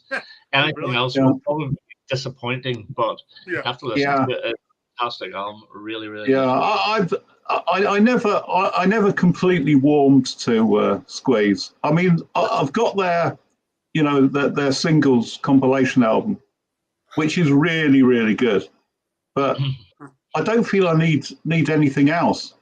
Do you know, Mike, you are just echoing exactly what Mr. Walker in the top right-hand corner has been saying for 5 years. It must be true, then. It must be true. Yeah, but... And myself and James Nicholas, that's brilliant. James is messaging me. Did you see what he said about Squeeze? Did you? Yeah. I can't help it. It's so fun. I honestly, absolutely love about 10 songs by Squeeze. But then the other songs, it's not like I haven't tried. I've listened to them, and there's been a few that I thought, but they've never got anywhere near sort of even Slap and Tickle and is that Love and things like that, But Rob, did you not catch on the very, very first collaboration video I did ever was with James Griffiths, and it was inspired by you to create an album outside of the greatest. an alternative greatest hits to give you a bit of a nudge to listen to some of those songs. I listened to Now, them all. probably, Yeah, if you had gone for James's choice, maybe you might not have liked them all. But if you had gone for mine, you would have gone, they're not a bad band after all. Yeah. Yeah. No, I do like Squeeze. I mean, you could make the same argument about Madness, I think. I know Jimmy Barnes is in the chat, and he's bought all these Dud Madness albums. But, it's not too late if you've got the receipt to send them all back, because they are such a singles band. It's unbelievable. Well, I think the thing about Madness is that, they should have hung up their boots a long time ago. I hope Nick's not watching this. Well, yeah. Oh, yeah. Nick, by the way, Nick, I think Nick wants to get up to Leeds if he can. Yeah, that'd be good. Yeah, that'd be good. Yeah. Steve's off.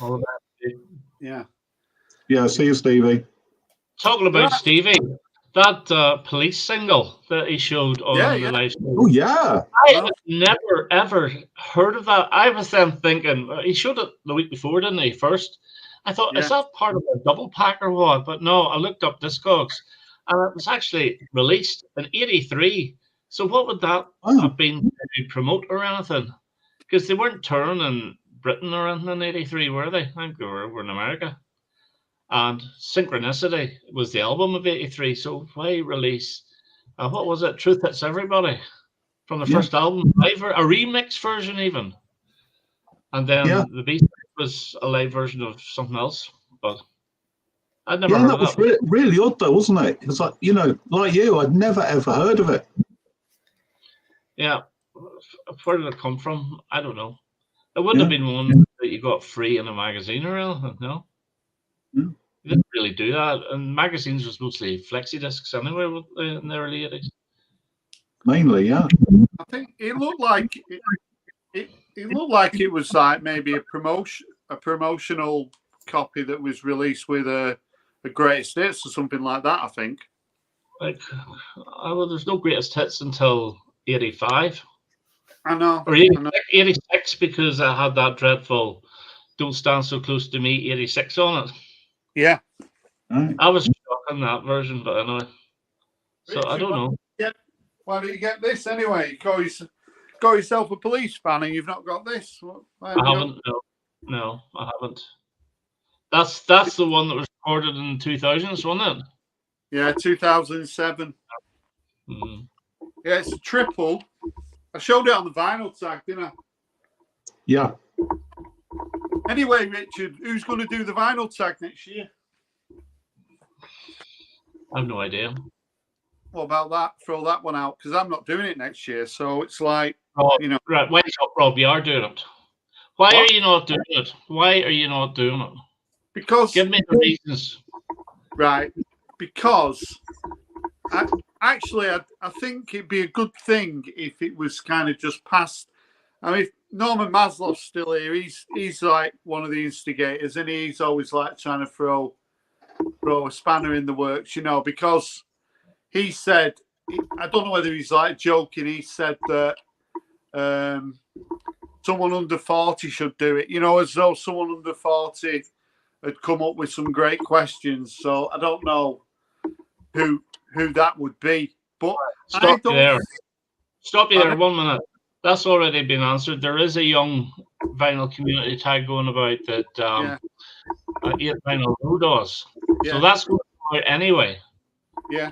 Right, carry on. Sorry. Yeah, but I mean, we spoke about before. The only reason I'm doing the vinyl tag, I jumped in and I did it because no one else had done it on. Was it the 3rd of January 2022? And I decided to do it, and I've done it for a few years, but I don't think I should be doing it all the time.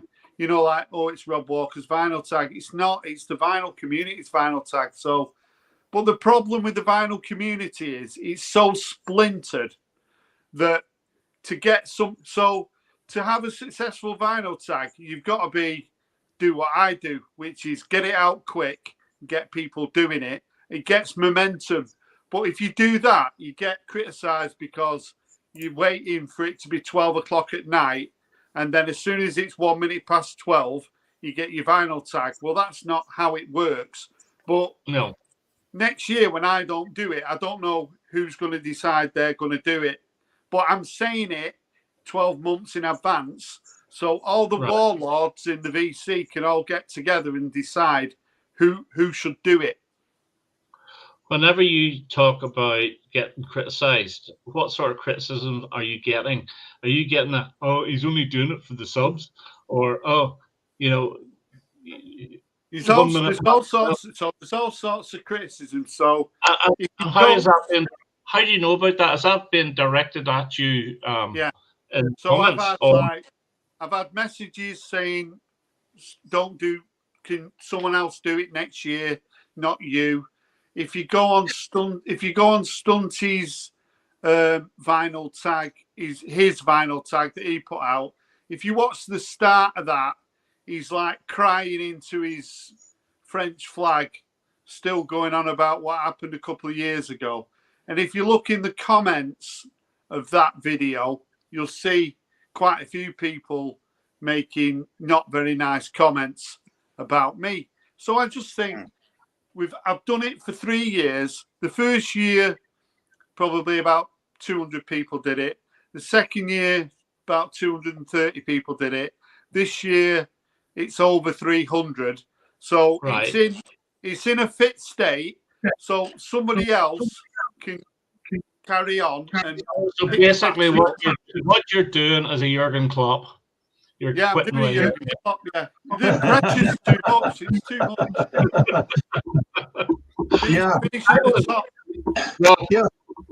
The fact is, you've done 3 vinyl tags, and they have got more responses each year. Does that not tell you that it's a success? Yeah, of course. Carry on.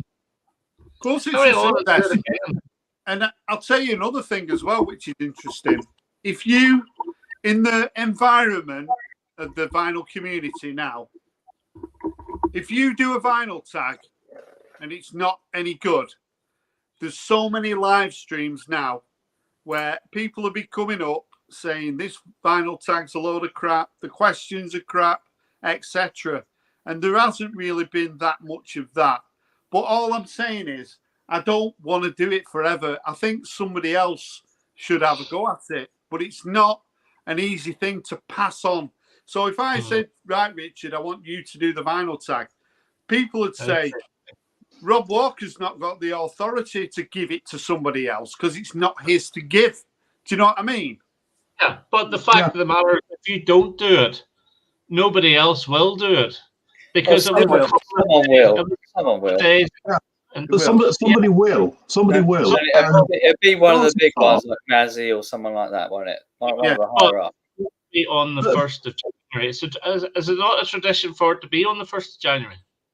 Well, from what I can remember, I mean, you'll say it yourself, I can remember one year, it was New Year's Day here, but like say 3 or 4 o'clock in the morning, and the final tag was actually out then. So but apparently James Griffiths did the vinyl tag once there was like a committee of people who did it. I don't know what year that was, but I believe that happened one year. Yeah. But as you said, in 2022, a couple of days had gone past and there was none. No. That's why he sent me a message saying, should I do it? And I said, go ahead.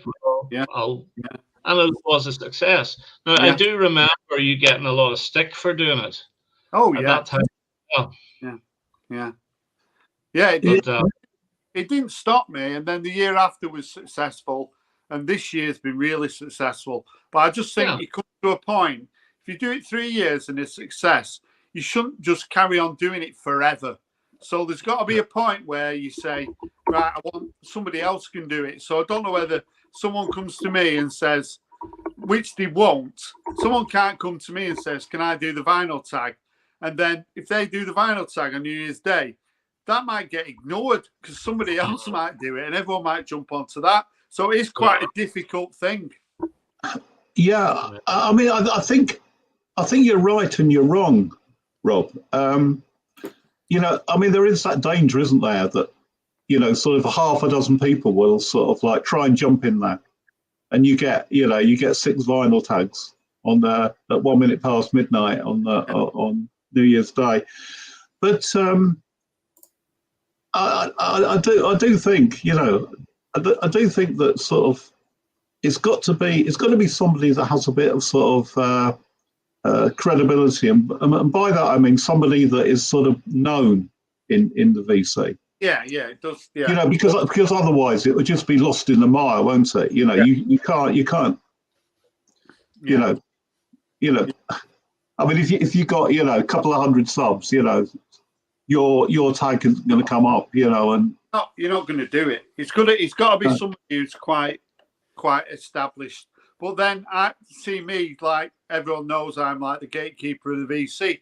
I don't mind being the gatekeeper. That's why a lot of people don't like me. So I'd say, if you're monetized, your channel, you ain't doing the vinyl tag. You're not running the vinyl tag if you're monetized, because that means you're getting thousands and thousands of views. You're doing the vinyl tag and you're making money out of it.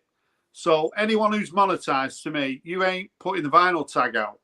That'd be me. That's what I believe. So that's Ian off the list. Oh yeah. Does it really matter? Yeah. Rob, does it really matter? I mean, like, the monetization is only like a few quid or whatever it is per year. Don't matter. That's my principle, innit? And yeah. I'll die by that. Yeah, that's fine. It's fine. A lot of people do not like me because of saying like that, but I'll stand by it. If you're monetized, you shouldn't be doing the vinyl tag. Right, Alex Ferguson picked David Moyes. Who would you pick? Brendan, Mr. Hall of Fame. That's a good one. Oh wait, is he not monetized? No. I'm not. That's who I think should do it. I can't get monetized. I'm not popular enough anyway.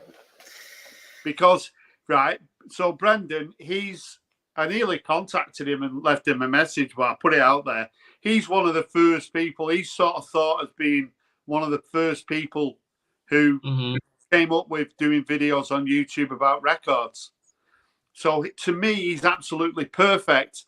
He's a really nice guy as well. Everybody loves him. If he did it, it'd be more popular than me doing it, because he's a lot more popular than I am. Nobody doesn't dislike Mr. Hall of Fame. Everybody likes him. So if he did it, you probably wouldn't have a lot of these splinter, like Stunty wouldn't do his silly tag. You know, I mean, people have gone on and done Stunty's tag and said how great the questions are. If you look at them questions, like 5 or 6 of them are the questions that I had last year, and the other 6 are ones that I threw in the bin. So don't tell me that tag. You've got to have a degree sort of in languages to even understand the questions. Well, I don't know about having a sort of degree in languages. I think, you know, if you got a degree in languages, you'd understand that the questions didn't actually make any sense. But you know, but it was, you know, the thing I felt about it is it was done in spite, you know, and you know, what's the point of doing that? Yeah. By the way, did you see Ben Rankins did a video today? Yeah, about King Gizzard. Yeah. Yeah, he did all the vinyl tags just by showing King Gizzard albums. Yeah, I thought of that as well. I thought about doing that because you could do it, couldn't you? Yeah. Well, it gives a different band every album, aren't they?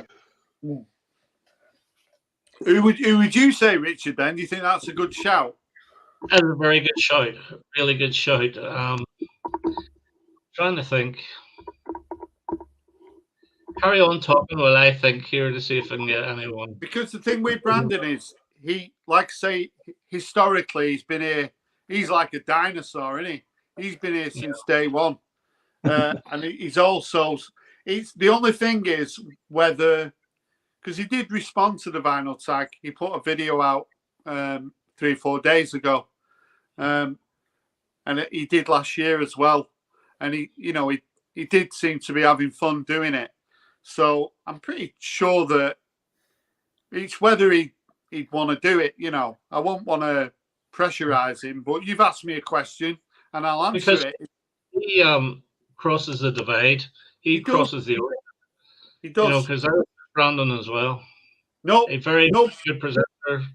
If Very he pleasant. did it, nobody'd have a bad word. Would they? Exactly. Whereas, there's a few people, that they're not in my fan club, are they? But that's because I can be a bit of an arsehole, innit? So. Hey. Yeah, something we can all agree with. Visible Ray, question 5. Hilda Baker and Arthur Mullard had a top 10 hit with which cover? You're the one of the one. Yeah, know that one, yeah. Tell you what, something I have learned in this trial, managing the chat ain't easy. Especially if you're one person doing it. Yeah. I can see why Ian has Dave to help him out. Yeah, I mean, Richard Warwick has said that Robert Friffin would be good for doing the vinyl tag. And I know he's monetized. He's someone that I think would be good at it because who? Who? Robert Friffin. Oh, right, yes, yeah. Yeah. Because he's somebody who kind of embraces it and really enjoys it. And I'm pretty sure he'd come up with some good questions as well. Yeah. I mean that's the most important thing, isn't it? I mean, well, the two most important things. First of all, whoever does it has got to want to do it, and secondly, they've got to come up with some decent questions. And thirdly, they have to be very well established. Yeah, exactly. Yeah, so they get seen. Yeah. Yeah. Has Rob frozen? Oh no, he hasn't. I thought you'd frozen your screen. Or frozen I wasn't sure. No, I thought you might have died. Just because I've got like another phone here, so I'm just looking at people's questions and stuff. Because if anyone's got any questions about anything, I don't mind. It's funny, innit? Sometimes, Richard, remember we used to people used to do. Ask me some questions, and they give like not like a bit of a prize, like have a bit of a contest, but it was like questions any questions you want to ask me, and I can't remember who did it. Someone did it, and they get like quite a lot of questions, and quite interesting videos, Oh right. Basically, if they make a video and they say, in the next video I'm going to be answering your questions, will you put your questions? Yeah. I'll tell you who does that. I don't know if you know the guy. I'm sure Ian does. Brendan Schneider. Yeah, he does to me, yeah. He does that. A big CD man, a big sort of hard rock. I watch him quite a bit, and I don't know why, because the music he shows I don't like, apart from the audio. I still watch it. I just enjoy it. But he won't do that. Yeah. I don't know. There's something about that. If you'd like to ask me some questions, I'll do a video next week. Yeah. That makes you seem so important. I would never ever do that. No, that's why I wouldn't do it. But I wouldn't mind answering questions. I quite like it, But I know. If the question was, "What's your favorite Chinese meal?" I would talk about that. I would talk about Indian. I would talk about all different takeaways. McDonald's or Burger King. McDonald's every time. You know what? I went to Manchester. Well, I've been in Manchester. We've got the Trafford Centre, which is like a huge sort of indoor shopping mall. And I don't know. Have you ever been to Five Guys Burger? No. Yeah, it's like really nice, quite expensive. But so me and my daughter Eleanor, we went for did a bit of shopping and then a bit of retail therapy, and then we've went to Five Guys. So I don't know if anyone in the comments has ever been to Five Guys before. Like pretty upmarket McDonald's. The burgers are really nice. Is it a chain? Yeah. It is kind of a chain, yeah. But I mean, it was like we had 2 burgers, 1 drink, and a large fries, and it was like 30 quid. So it wasn't cheap. But it was nice. Do you know the chain you guys have in England? We just don't have it here, and I'm so jealous. And it's a cheap one, but I wish we had it. As a Toby Carvery. All Because right. whenever I was in England, I had a couple of Toby Carveries. They Wow. were cheap, but they were really, really tasty. And there's not a thing wrong with them. But We you got one can't over get here in the south. But yeah, Yeah. I think they used to be a lot bigger than they are now. But it was a real sort of oh, man, I Sunday couldn't lunch believe thing for middle-aged people, you know. Yeah. See Invisible Ray's in the chat. He seems to be a fan of Toby Carvery's. He is, yeah. Yeah. Toby I thought they were Carveries. alright. I think they're special, but they're okay. Yeah. Because I used to Yeah. work for a cleaning company and I had to go over to meetings in Spalding a lot over, I think it's the East Coast. And I used to fly into East Midlands and then drive the whole way over. And the amount of times I stopped at Toby Carvery to get my dinner. Loved it. Yeah. Yeah, well, And they all look the same from the outside as well. Yeah, they do. Yeah. I was gonna ask Mike about the Leeds Record Fair. How big is it? it's pretty big. It's pretty big. So there's a bit of Leeds Market, sort of like, towards the back, away from all the permanent stalls, and it's a sort of big open area. And you've got sort of these kind of cafes and that around, and Right. it's in two parts. I mean, it takes me a while to get around there. There's trying to think how many stalls there might be, but probably 40 or 50. Right. Oh, that's good. It's It said a lot about of tables. going for a few drinks and Yeah. going to a Martin few mentioned record that. shops as well. Yeah. But I've had a look on there's an issue with the trains from where I am to Leeds, and it's a bus journey for 2 hours. I'm not doing Oh, that. is that because of Huddersfield? Must be, yeah. Around Huddersfield, yeah. So I'm going to have to drive over, aren't I? Oh, bloody hell. But yeah, I looked at the train. It was like 2 hours on a bus. I'm not doing that. Bloody hell. I know. Yeah. But one of the reasons for going for these meetings or with the VC is go look at a few records for an hour or two, and then 6 hours in the pub. That's the main part. Get into the pub, get hammered. Well, the thing is, it's a nice, like me, I've never done a live stream with James Griffiths. I've not.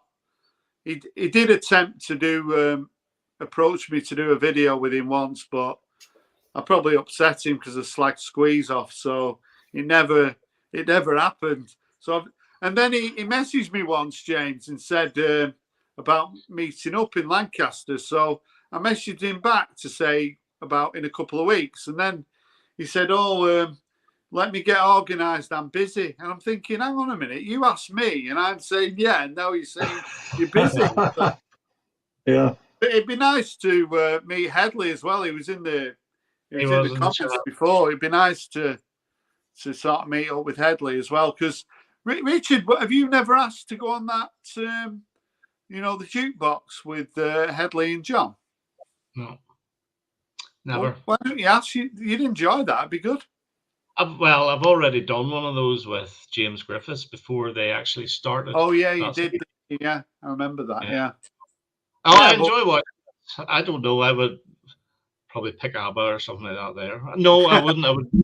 I actually know what I would pick. Probably something like Kelly Marie, Feels Like I'm in Love, and we get all that stuff. Yeah. Oh. I hate that song. I really hate that one, Richard. Oh, look at that cat. That cat is enjoying every scratch. I know. Oh, it's loving it.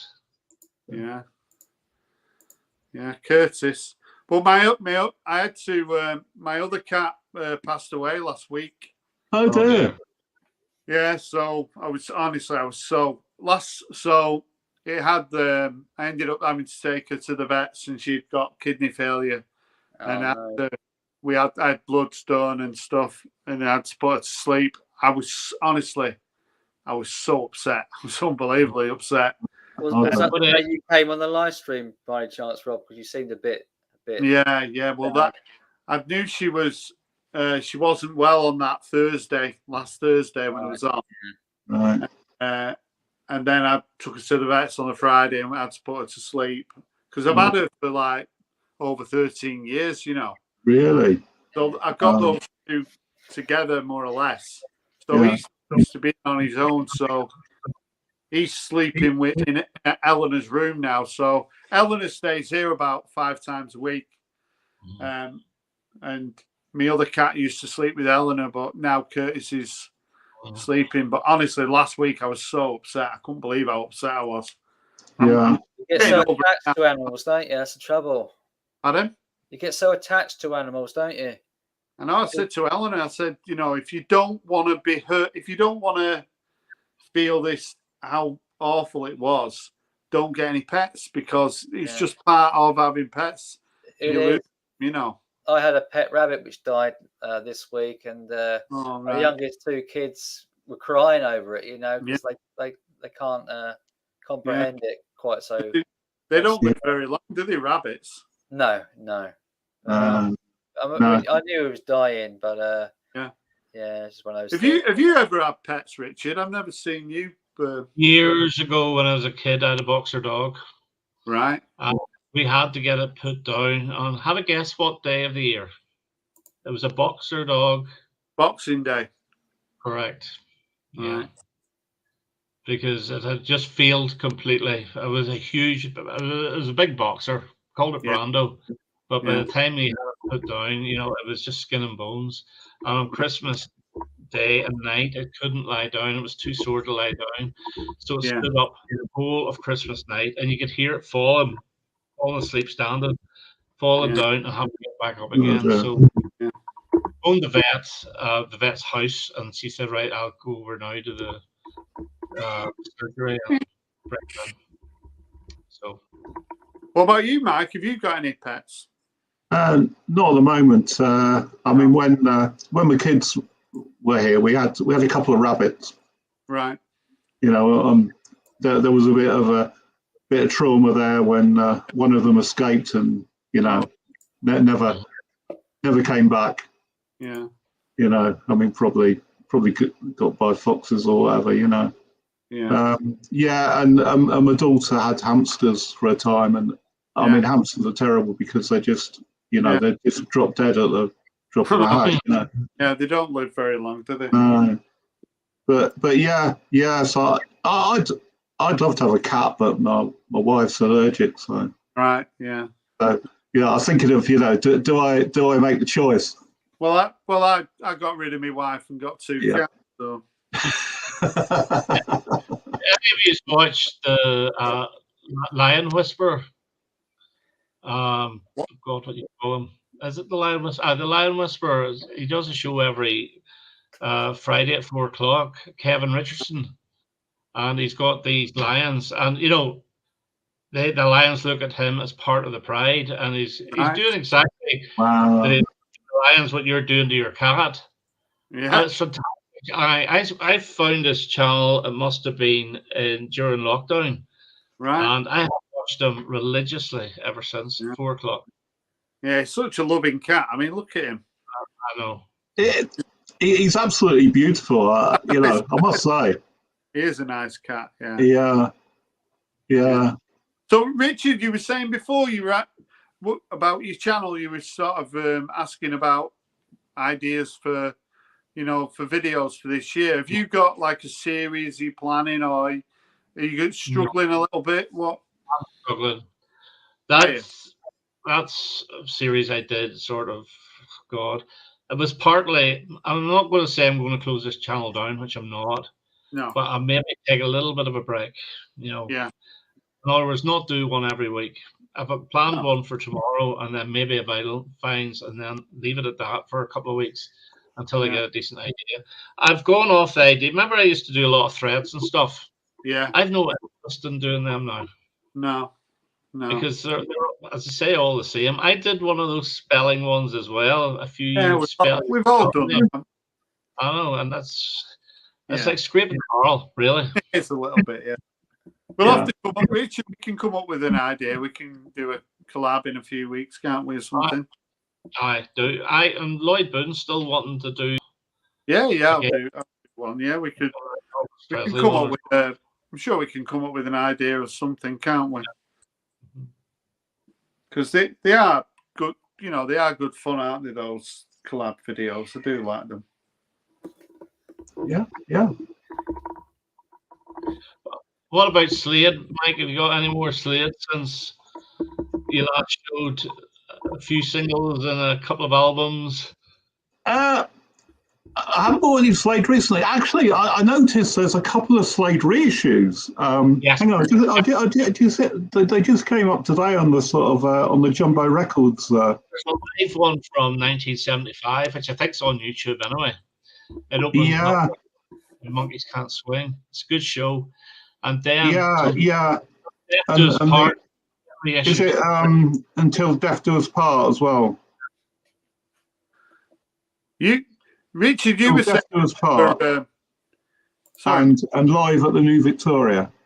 Yeah, that's the American one, I think. Yeah. I don't know when they're coming out sometime. Watch it on YouTube. The American crowd they're not interested. So Naughty's trying his best, but he's just getting no response from the crowd at all. That's a good show, but the American crowd just would not participate. You were asking a question, Rob. It's all right. I don't know who's that's aimed at, but neither of us are buying Beatles albums. I was going to say, Richard, you were saying that you'd started to enjoy the Monkees a little bit more. I have, yes. Yeah, I got Monkees albums on an eBay lot about 5 years ago, and sort of half played them. Yeah. And they're all British originals. They're all on the RCA label. They're not on the Cool Gem label. Right. And they're actually very, very good. You know the singles. The singles are great. Monkey singles are very good. But the actual tracks are very, very good. Now, the first two albums, there's a lot of sort of Goffin and King songs on there. But Goffin and King were two of the best writers at that time anyway. They were fantastic, Carl King. But the Michael Nesmith ones are actually pretty good. They were the main ones. You will find that Davy Jones, he tends to do these sort of very, very sweet, slushy ballads. Yeah. Which kind of destroys the album a little bit. But if it wasn't there, you would kind of think, well, where's the Davy Jones ballads? Do you know what I mean? But it's the Mike Nesmith ones are the more country-tinged ones, and the other guy, Mickey Dolenz, his are the more quirky ones, a little bit more, I think, a little more left field. But they're very, very good. So they are. That Mickey Dolenz, hasn't he done like an R.E.M. Covers album recently? I think he has, yes. He's done, yes, I think he has. He's only one left, isn't he? I know, he is, yeah. Yeah, Richard, I'll show you what I bought the other day.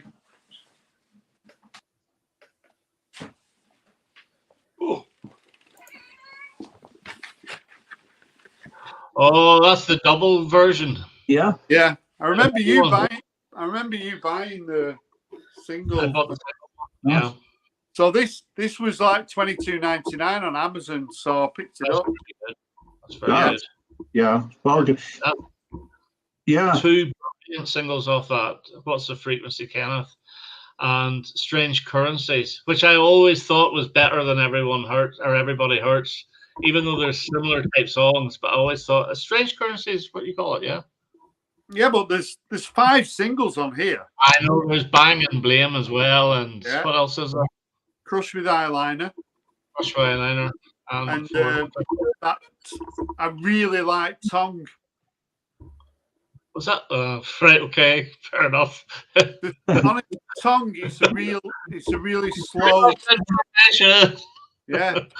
So Tongue, it's a real slow ballad. It's really good song. So, was that a single? Yeah, it was a single Tongue. Yeah. I don't remember. But I've listened to like the remix versions. I really like the remixes on it. But there's like 12 tracks, so it's a double album, and it was $22.99. Pretty good price that. I don't know whether you do the same. Certain bands I just keep going on Amazon, and if sometimes you get a silly price, and you know, I found that. Yeah. I'll give you an example. I've done that. I've done it recently with ABBA because I've never owned ABBA Gold or No. ABBA All, which is the Spanish version of Gold, and they're Right. always around 40 quid, and I'm not paying that. No. And recently they dropped half price, and so but Yeah. CD compilation's good enough, isn't it? ABBA Gold. ABBA Gold, it should be around 20 quid now. Thanks for saying so much, Simon. I forgot you were here. I'm just letting you guys chat and I'll get a word in edgeways. What are you doing while we're talking? What are you doing? Well, I can't imagine the chat because there's like a lot of people sort of asking questions and talking about. What they're saying? Tell us what they're saying. Is it? Yeah. Well, some of it's kind of like there's some questions and there's just sort of like the usual kind of like digs and right, yeah, your album there, Monster. It's a different color to his, and it's an awful album. No, it's not an awful. It depends if you kind of people really enjoyed Out of Time and Automatic for the People. It was a little bit of a shock to the system, weren't it, at the time? Yeah, it changed, didn't it? Yeah. I actually think it's aged pretty well, mate. Yeah, isn't this the one that sort of Michael Stipe had a bit of a, was sort of outraged by the sort of critics on this one? It might have been. Yeah. It was more rockier than the previous album. It was completely different, punchier. Richard, you've got that Adventures in Hi-Fi, haven't you? Only in CD. Ah, right. If you're not going to have that, because that's another one. I think that's really good as well. To me, that's there. That was the album after Monster, wasn't it? Yeah. Then I think Up came next. That's got a couple of good songs like Day Sleeper on it. Which one was after that? Up. UP. No, I think it was that. Was it not that Reveal? Was that Reveal? Oh, Up was in the 90s. Reveal was the early 2000s. Let's have a look. I'll have a look. Do you want to put a bet on? 50p? Yeah, go on then. 50p was before Reveal. Hang on.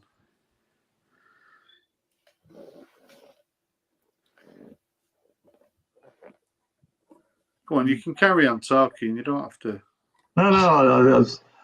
I thought Simon was just about to sort of come up with some question that someone had asked. I'll have a look. No questions at the moment. It's just like the usual kind of banter. Well, there is a good question. What was you're right. Hold on. Up was before 1998, wasn't it? Or 97, 98? Yeah. So it was 94 Monster, 96 Adventures, 98 Up, 2001 Reveal. Yeah. And then Around the Sun, Accelerate and Collapse into Now. I haven't heard any of the last few at all. I've got those other albums, but I'm not that familiar with them. It's funny because I was in a charity shop today and they had, that greatest hits, early greatest hits of REM, the early one. Oh, is it Dead Letter Office or something? Yeah, they had it for best of CD. It says best of REM, which is the early years. the early years, yeah. Yeah.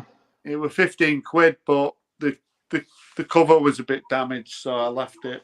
Oh, right. Yeah. Dead Letter Off is a lot of outtakes, was it not? And B-sides and stuff. I'll find which one it was. Yeah. So I one of the videos, so last year I did my top 10 British bands. So I said I was going to do my top 10 American bands. Have you ever done your top 10 American bands, Richard? No, I've just done a video on American artists in my collection. That's not a bad idea. Top 10 American bands. Actual bands, not singer-songwriters or anything like that. Just bands, yeah. Yeah. REM have got to be in there, haven't they? I mean, at the time, for roundabout sort of Automatic for the People and Green and, those albums, they were absolutely massive, weren't they? That was one of your videos, wasn't it, Rob, in the past? Which one? an American top 10. No, I haven't done it yet. Mm. Really? Around That was ages ago. wasn't it? You done your British U2, one. the biggest bands in the world, I think. Around 1992, 93. REM, U2, the two biggest. REM too. U2. U2. Yeah. Yeah, Yeah. that figures. Yeah. Well, 12. Come on then. Here's a question from Ray. Do the panel believe in Jesus?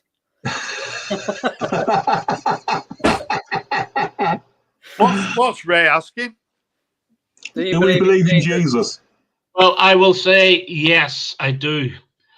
But he's not a centre forward. He's better at creating rather than scoring. So Yeah. Oh no. Yeah, he's not the Messiah. He's a very naughty boy. Yeah. Simon City won. Yeah, I know.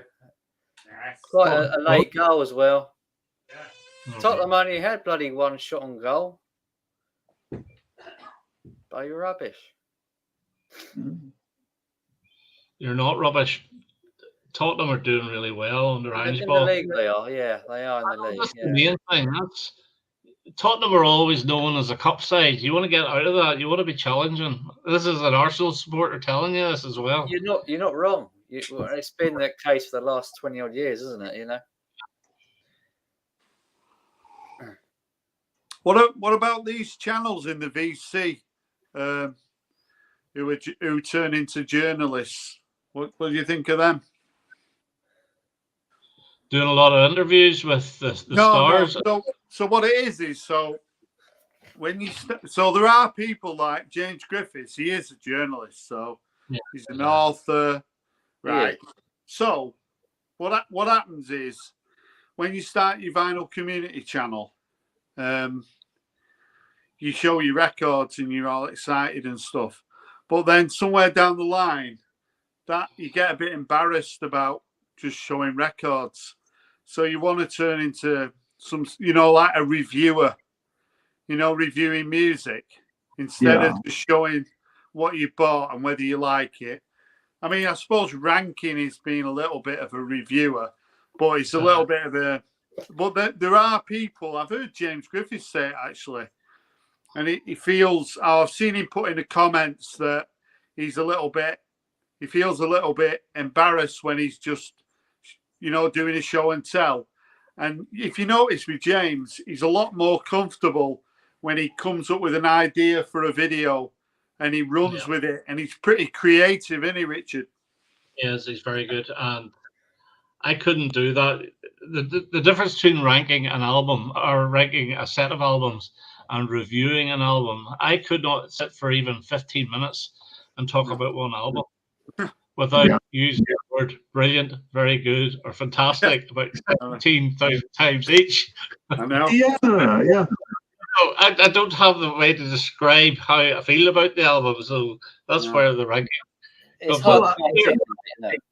I know. I was better at mathematics at school than I was at English, put it that way. So you're more comfortable with ranking then? Yes. Yeah. Have any Richard, just call it brilliant. Yeah, brilliant. I've used that so many times. You could see me in some videos about to say brilliant and then changing it right at the last. Yeah. I mean, 17 times. There's only so many ways you can say I like this album, aren't there? They can't all be brilliant, can they? Surely. No, but have any of you had any comments from so-called artists that you've talked about? I've had 2 comments, believe it or not, in 2 of my videos. I had a comment from, I believe it to be him. Obviously, you're never that sure, but Dave Edmonds commented on my Dave Edmonds video.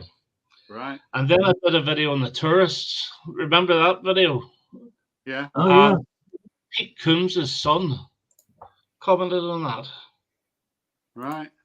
Saying that he was so pleased that I was giving his father the credit.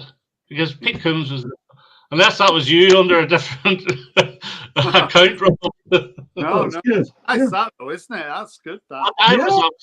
was the both of them. I was, oh, my God, and especially the son of Pete Coombs, because I kept saying, you know, here's the tourist CD, and the disgraceful thing is that the only 2 pictures on this tourist CD is Dave and Annie, Yeah. whereas Pete Coombs wrote all the bloody songs, Yeah. and Yeah. there's not a problem to be seen.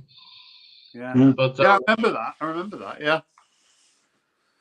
But I think going back to James Griffiths, he's definitely one of the best, isn't he? When it comes to sort of, you know, the way he describes albums and Yeah. sort Yeah. Yeah. Absolutely. The way he articulates. he's very, very good at it. Yeah. I don't know. I mean, he does edit on his videos. Occasionally, there is a little bit of editing, but the way that he sort of articulates himself, I know for some people it might not be their thing because he can. Some of the artists that he's talking about might not be the most. Because that's it with James. He's got obviously he's got Beatles. You know, I can Beatles, Queen, ELO. A lot of the bands I can rhyme off. But James is also he's very much into sort of 90s music as well. He might not have it on vinyl, but he's got a lot of CDs. When he used to do that CD corner, didn't he? Where he talked about a lot of other different sort of bands when he was doing that series. And he's got quite a bit of jazz as well. He has, yeah. Yeah. He's into everything, isn't He is into everything. he? Funk and all the rest of it. Yeah. Yeah. He was telling me that he was down at John's 6-inch pianist house one time. Yeah, His collection is absolutely massive. Yeah. You know, you don't really see it, but apparently it's huge as well. Yeah. But there's one thing James can't do, and he said he's tried it, and he can't do it, and that's write albums. He can't put one. He thinks too hard about it. So if one goes above the other, and he's not happy with it, he switches it, and he's not happy with that again, and he just gives up. Yeah.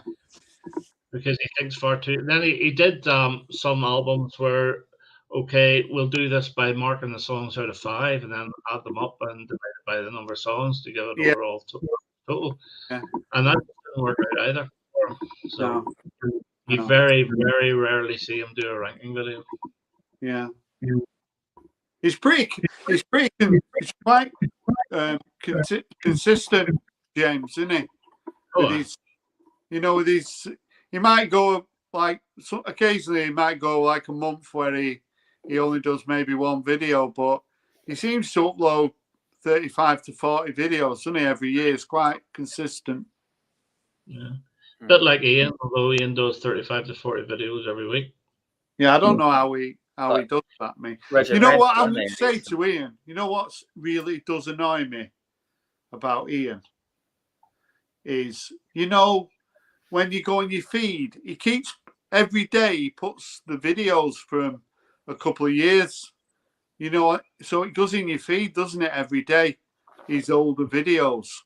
And I know you might have missed them, but what ends up happening then is every day you've got about 5 or 6 of Ian's videos in your feed, haven't you?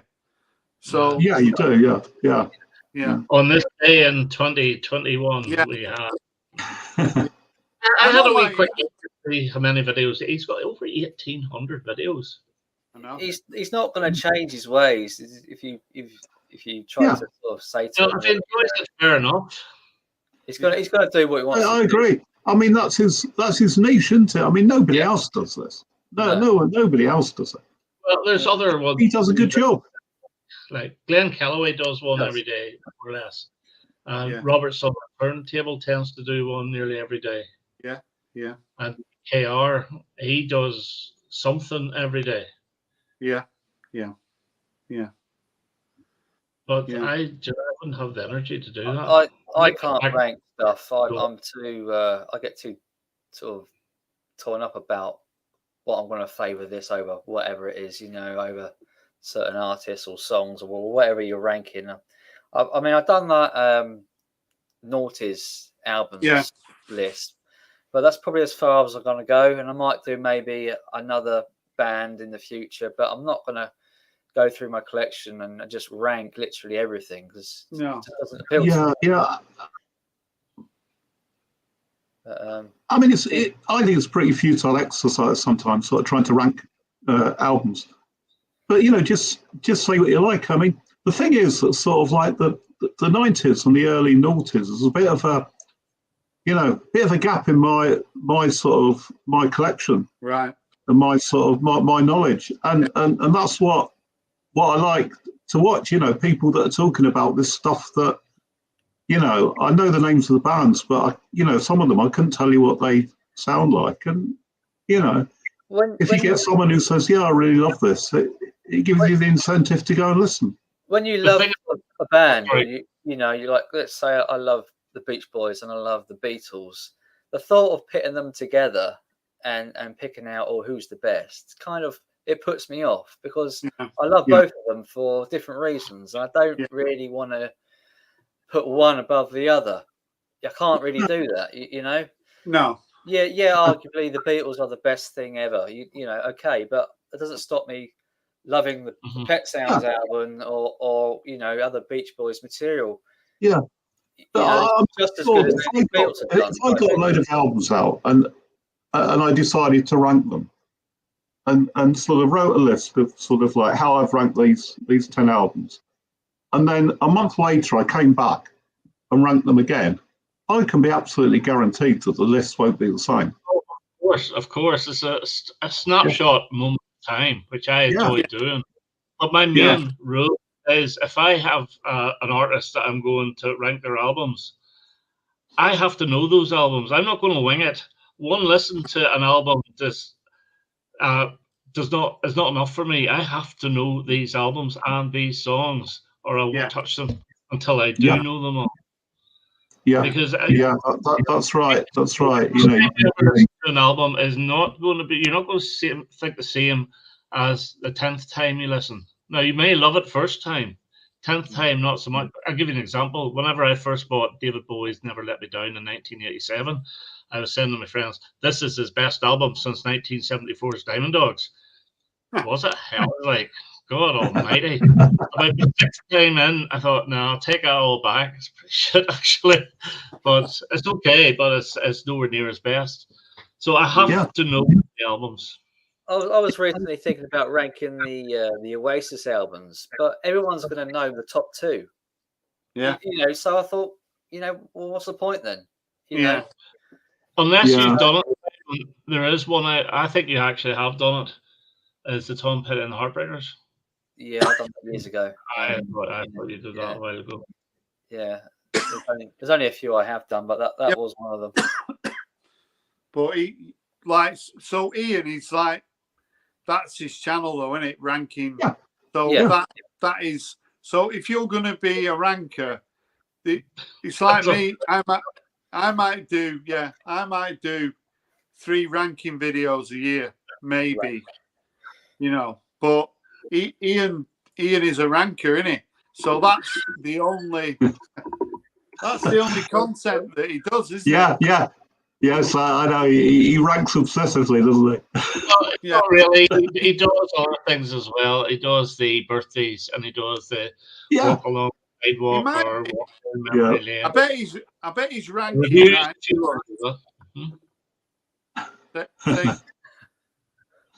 Yeah. But sort of one thing. I mean, there's a particular album that was out last year, and PJ Harvey's latest. Yeah. And when I first listened to it, I thought this is a real disappointment. Yeah. And I think now that it is up there. It's not a best album. I don't think I'm ever going to say it's a best album, but I certainly love it now. And I think the reason that I was disappointed is that I've waited 10 years for a new PJ Harvey studio album, and you kind of expect it to be perfect, and it wasn't. So really, like you say, Richard, it's a kind of a snapshot in time, isn't it? When you rank, yeah. Yeah. Yeah, okay. But I'll tell you what, I'm glad you're not Jonathan Ross saying that. Yeah.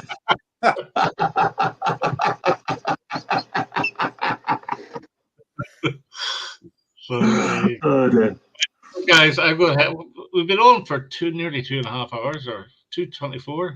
Should we go for Yeah. another 5 minutes, or? I'm going to head off now anyway. So it was great seeing you, Simon. No, Appreciate you coming up, Richard. great seeing you too, Rob, Yeah. and you, Yeah. Mike. Yeah, see you. I look forward to your punk, son. Yeah. Yeah. Okay, all the best now. See you later, Richard. See Yeah. you, Richard. Yeah, see you, Richard. Cheers, mate. Yeah. No, Yeah, I think. sorry. No, I'm just saying. If Ian sort of watches this, and it's not like a critique. If you've got a channel on YouTube, I've said before, I wouldn't really class Ian as sort of vinyl community. He's got relationships with people in the vinyl community, but he was doing what he was doing really before he was in contact with likes of me and Richard. He's got a formula that is working for him. Yeah, and absolutely. The main thing is he enjoys it as well. So he's enjoying what he's doing. He's getting a lot of good friends out of it. So if it ain't broken for Ian, it's just something that I personally couldn't do. It's keeping him busy. No, I don't think many people could do it. Yeah. Yeah. It's keeping him busy at home, isn't it? Because he's retired, isn't he? So yeah. When you've got that free time, you can do it, can't you? Yeah. So what about you, Mike? Have you been buying much recently? Yeah, a fair amount. Yeah. You're not feeling guilty about it? No, not at all. I mean, I got quite a lot at Record Fair. Yeah. A couple of weeks back. Yeah. If you watch Bill's vinyl list where he's got his commandments, I watched that today. Yeah. So, do you have like a limit on how much, or do you have like a goal, but you don't usually achieve it? You always sort of overspend, or? But put it this way, you know how sort of like I mean, record fairs are a sort of it's a cash community, isn't it? Yeah. And just put it this way, I have left to go to the cash point a couple of times. Yeah, we've all done that, haven't we? Yeah. But yeah, you have a limit, and like you say, it turns out to be a theoretical limit.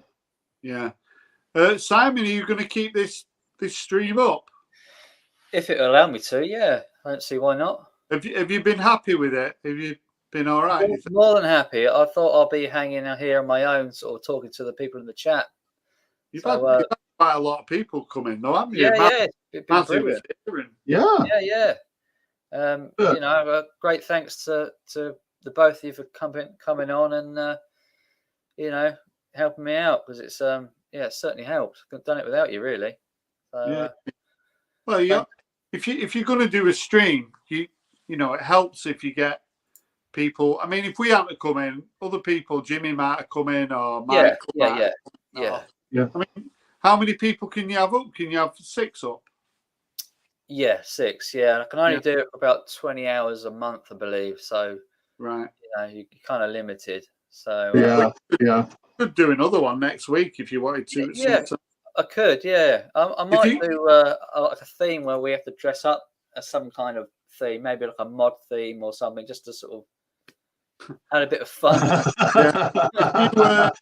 If you're going to put one up, you've got you can text me and let me know, and then if I'm not doing anything, I don't miss it. You know what I mean? Yeah, I will do. Maybe one of these days I can sort of, once I've got to learn, how to sort of do everything, I can sort of show you sort of in private, So when you want to do it, if you decide to do it, I've not got a computer. Eleanor has. I could. You got to have a PC to do this. You can't manage it on your phone. You can go on your phone, easy enough, but managing the chat and that on your phone is so, yeah. Well, I don't mind. You know, if you're doing this and I come up, I don't mind just coming up and yeah, sure. I'll message you. You know when I'm going to do it. Yeah, nice. It's been good. Yeah, it has. It's been fun. So yeah, just gone up to. So have you got any plans, Mike, for the weekend, or? Not really. Not this weekend. Yeah, just sort of chilling out. Probably. Well, I'll be listening to music. You know. You got video on? Going to upload or? No, not at the moment. Yeah, I'm thinking of doing something that I said I'd never do, that I've been in denial about. But yeah. Right, because I've got, like I say, I could do a fines video, but I'm not sure when I'm going to. You know, whether I'm going to wait till the end of the month because I want to get the Griff Reese, you know, from the Super Furries. Yeah. He released actually over at Jumbo, they've got a signed test pressing. Up there. They give away to one lucky person who pre-orders. Yeah. Yeah. So it came out yesterday. So I might go. I'll probably go and buy that tomorrow. So yeah. I'll probably end up. You know what it's like. You go to buy that, and then I'll probably end up buying something else as well. Yeah. Yeah. I do that all the time. You know, and you know because you're just looking at stuff and. Yeah, you can't. While that, yeah. I don't feel guilty about buying records here. Not at all. No. Don't even think about it. I want to book the trend. You know, all these Americans who feel guilty about having a lot of records. Well, I don't think they do.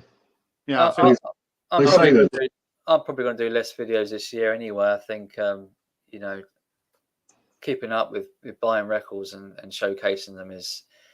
You know, it's but you don't need to buy records to make videos. Do you? I know, but it's just an easier formula to bounce into, isn't it? You know, by doing that. It's fun though, trying to think of, be creative and that's the challenge, isn't it? And all the time there are little snippets of ideas. There will be amongst all the dross in the vinyl community. There will be. A grain of sand where there is a decent idea that someone's had, and you might be able to use that to your own benefit. The challenge, I think, is to run the channel on a shoestring where you're just using your ideas to make the whole thing work. Yeah. If you're spending money buying vinyl, which we do, that's what it's about.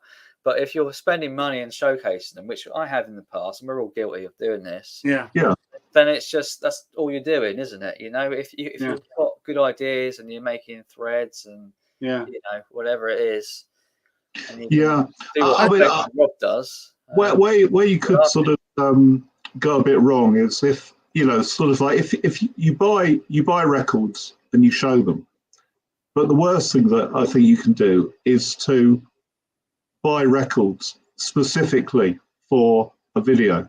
Oh yeah. Who's guilty of doing that? I've got to hold my hand up. I might have brought a couple in the past where I thought, it'll help the channel or. Yeah. I think. But I mean, there must have been albums that you wanted to listen to, though, surely. Yeah. It's probably sort of like a half kind of interest of doing it, Yeah. But sort of like buying the records, and they become sort of like, oh, I need to buy these records because I want to make a video about this band. Yeah, you might have like some kind of gaps to fill. Like when I was doing those noughties videos, there's a few albums I thought I really kind of need those to make this video work. So you end up buying them. Well, that's okay. Yeah. It's like me. I'd like to do my top 10 albums of the 90s. If I do that, I need to get, if I want to show vinyl, I need to get Definitely Maybe. I haven't got that on vinyl. You're not? I need to get It's Great When You're Straight by Black Grape.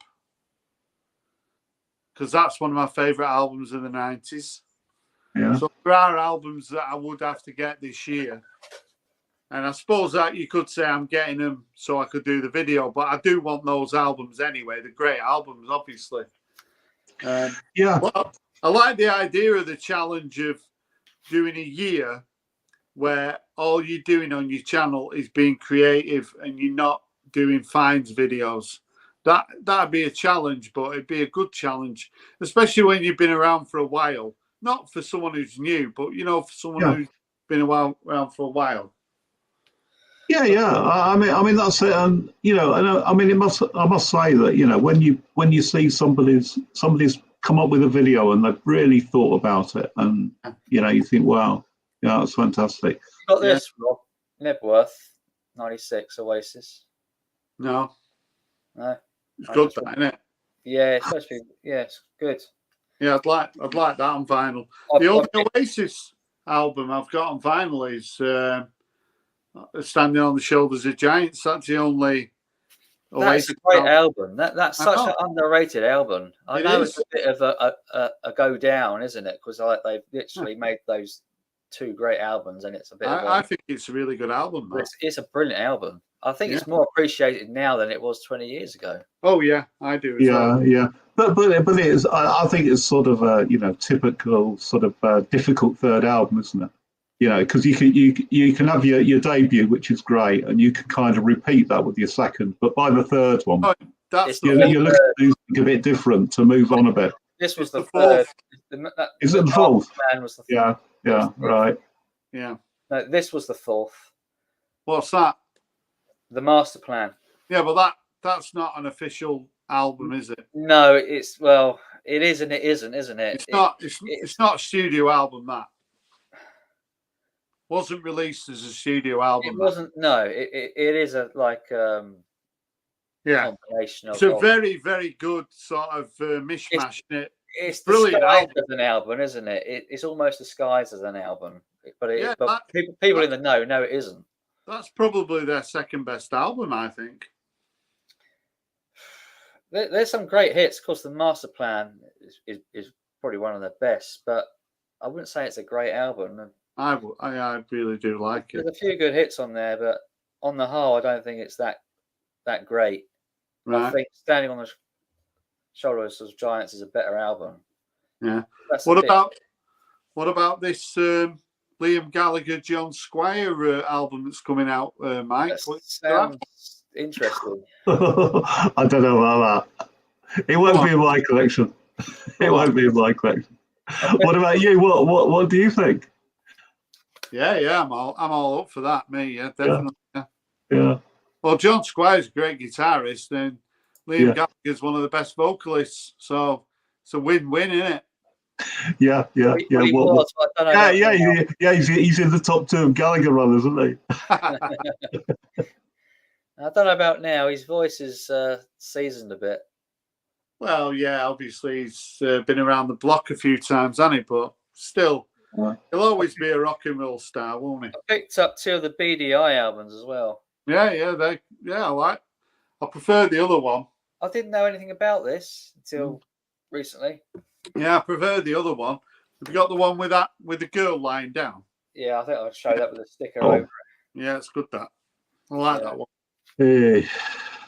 And I picked up Liam Gallagher Unplugged. Do you have this? No, I haven't got that. No. And I picked up Ocean Colour Scene in Charity Shop for £1 this week as well. Yeah, I like that one. That's a good album. That's a good album. Is that Prophet Peace? What's it called, that one? One from the Modern. That's right. Yeah, that's the fourth album, isn't it? That. Yeah, so I've got a bit of a Manchester binge. Mike's got all the Oasis albums, haven't you, Mike? Oh yeah. Got every in all formats. Yeah. This is the one that I showed in the vinyl tag. This one. Yeah. Oh yeah. That's their debut, isn't it? No, that's not their debut, is it? No, well, it's an early one.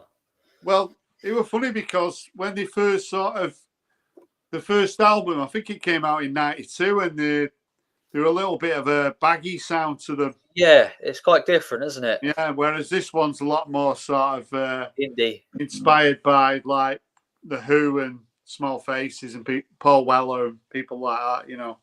I was watching that Supersonic documentary, and I didn't realise the Oasis were involved in the Spiral Carpets. Oh yeah. I didn't know that. Yeah, so Noel Gallagher was like roadie, weren't he, with the Inspirals? All right. Yeah. Well, he tried to join.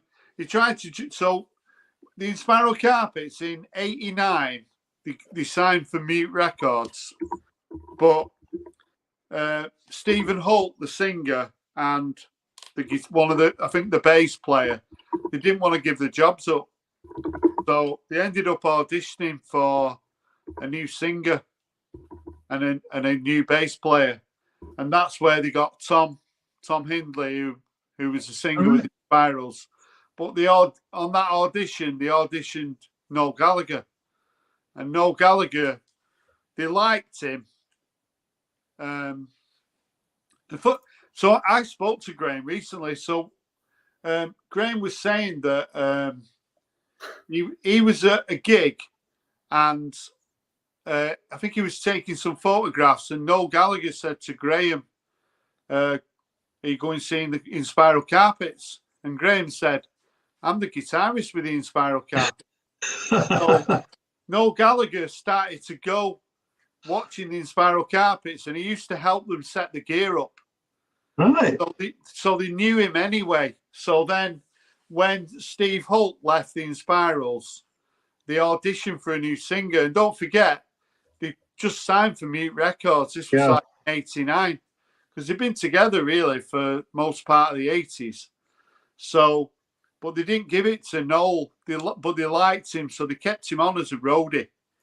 Yeah. But what happened with the Inspirals is, so a few years ago, I can't remember, maybe 15 years ago, the band split, and then they reformed to do some shows, but Tom's not in the band now.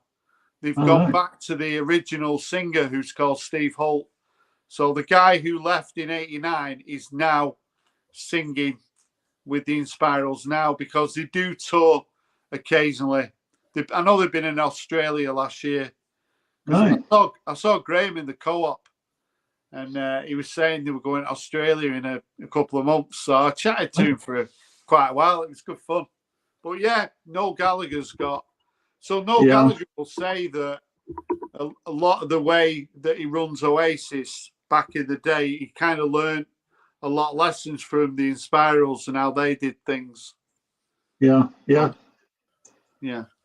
But I mean, whenever you sort of read about bands, you know, biographies or whatever, you know, that you soon become aware of the real sort of connections, and all these bands are all intertwined, aren't they? Yeah. You know. Yeah. You know, I've got the biography of Tom Hindley from the Inspirals. So he's got a band together now who are doing the Inspiral songs. So they'll be really good, because obviously he's the voice of the Inspirals. Yeah. Did you see that Happy Mondays Peel sessions that Nick gave me? Yeah. Oh, that was. I've not got that, mate. I've got a lot of. I was having a look, and the track list on this one, you know, which is sort of a French release, is different from the UK one. Right. So it's different Peel session. He's really generous, Nick, because before he had a channel, he contacted me and sent me loads of records, you know, like... Really? Yeah. Before he even had a channel, he sent me 2 or 3 lots of VCLT, you know, just he enjoyed the channel and stuff. And then I was he's a great guy. I mean, he's really lovely man, you know. He's like one of the... He's different gravy, isn't he? He's a great guy. Yeah. But when his wife Jackie was ill at the time, when he Right. was sending me stuff, and he was, and then sadly she passed I away. know. Yeah. Yeah. But you know, a couple of years ago, before, like I say, before he had a channel, he sent me quite a lot of records. He was really generous, you know. Yeah. Yeah. Well, he's a fantastic bloke, and He is. you know, whenever I speak to him, whenever I watch him, he always makes me laugh. Yeah. Yeah, he's one of the. He's Yeah. one of the, but the thing with Nick is he's like 100% genuine. Yeah. Yeah. No, yeah. Yeah. Yeah. You know you're getting nicked, don't you? yeah, It's not an act. Yeah. Yeah. And you know that's great credit to him. I mean, you know, I say he's one of my favourites. You know. very yeah, like you say, he's very popular as well. Yeah. You don't get nobody has a bad word to say about Nick. He's just Well, no. I mean, why would you? Why would you? Yeah. He's a lovely guy, Nick. yeah, Yeah. yeah. Right, he's shutting this down now, Simon. Where have you gone? I am. Yeah. I'm getting a bit of stick from Russell talking about Manchester after losing to Manchester City. Oh yeah, yeah. I'll go and watch the highlights. I'm sure there's who scored for City. Do you know? I don't know. Apparently Spurs were terrible, so it's mentioned in the chat. Yeah, which I can believe they've only got one shot on goal. Yeah. It's not easy when you're playing the best team in the world, you know. No, they're the holders as well, you know, league winners and holders. Yeah. Well, what do you think about all this fair play stuff? Because I find it very difficult, you know, because there's so much money in football anyway. Yeah. You know. Dominated by money, isn't it? Yeah, yeah. But why Everton, why Manchester City? You know, what have they done that's sort of so much worse than everybody else? What they're trying to do is financial fair play was brought in really to try to save clubs from themselves in a way and overspend. Yeah. But when you've got the people who own Manchester City, they're never going to run out of money. So you don't exactly really worry about that. But the thing, so to me, financial fair play will always maintain the status quo. You're never going to have a club with a wealthy owner move up the leagues. It's great for your Manchester United, your Liverpools, your Arsenals. Chelsea. It's very difficult. It's very difficult to break into that top 3, top 4, unless you've got Manchester City and Newcastle and Chelsea as well. Yeah. I remember. It works. This sort of thing works in rugby league, but then it's a much smaller sport. There's a lot less money in it.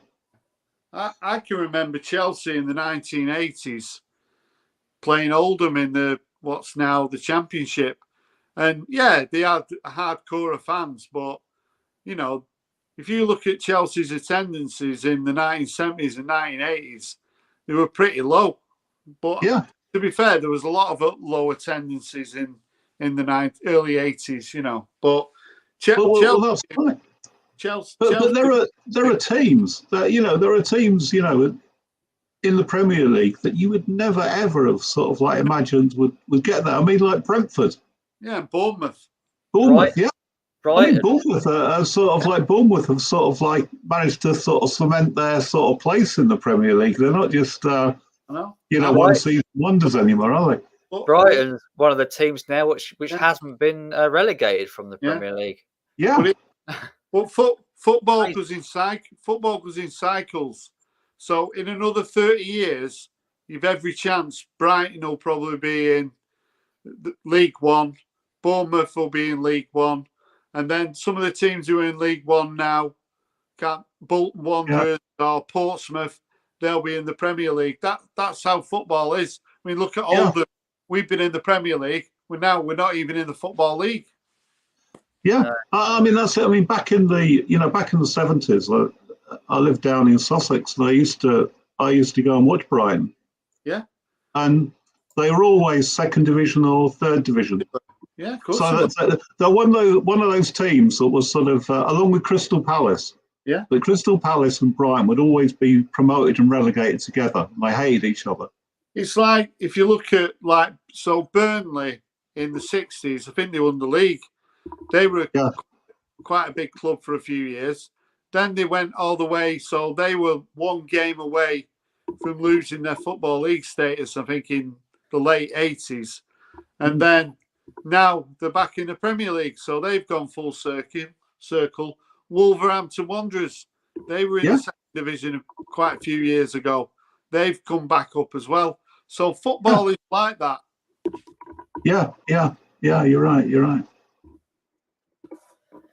Yes, it's all Anyway, but, it's been nice chatting with you, Mike. Good. I know I didn't go on Ian's no. last night, but I try and stay away from these big channels. Maybe I should do a live stream then, you know. Yeah, because certainly won't be a big stream, a big channel.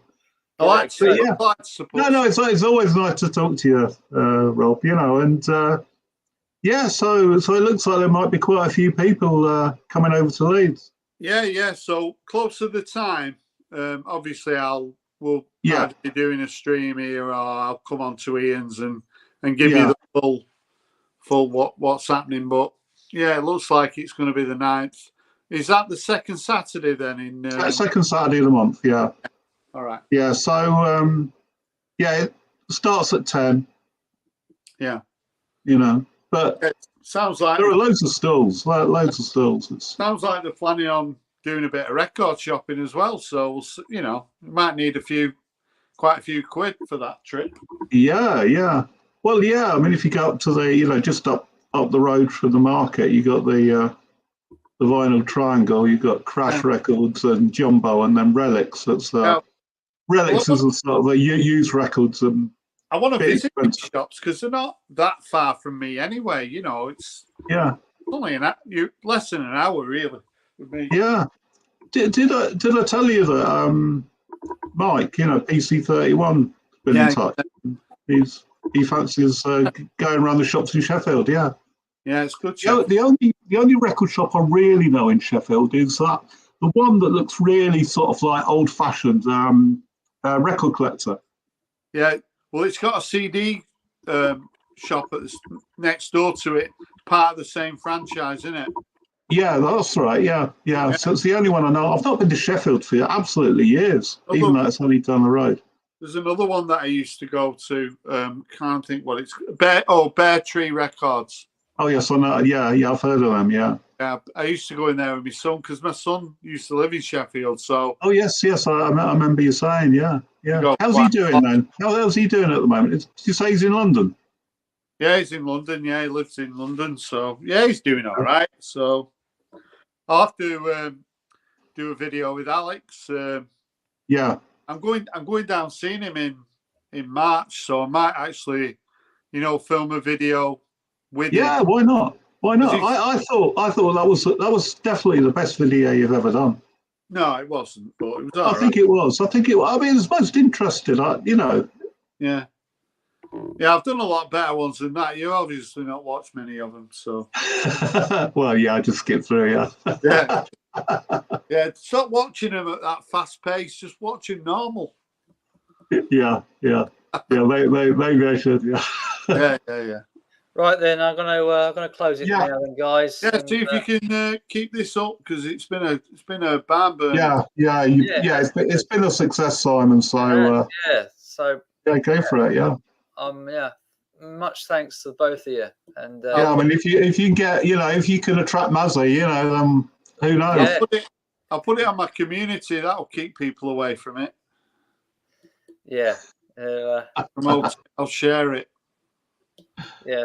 Can you do that, Mike? Can you do that yet? Do what? Community you can.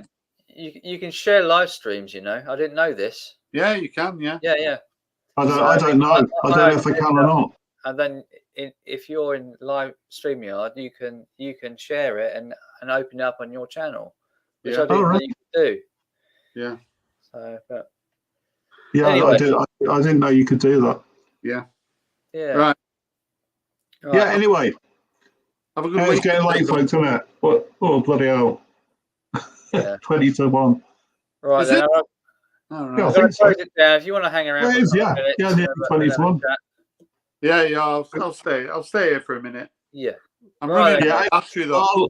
I'll see you later. Bye-bye. See you later. See you, Later. mate.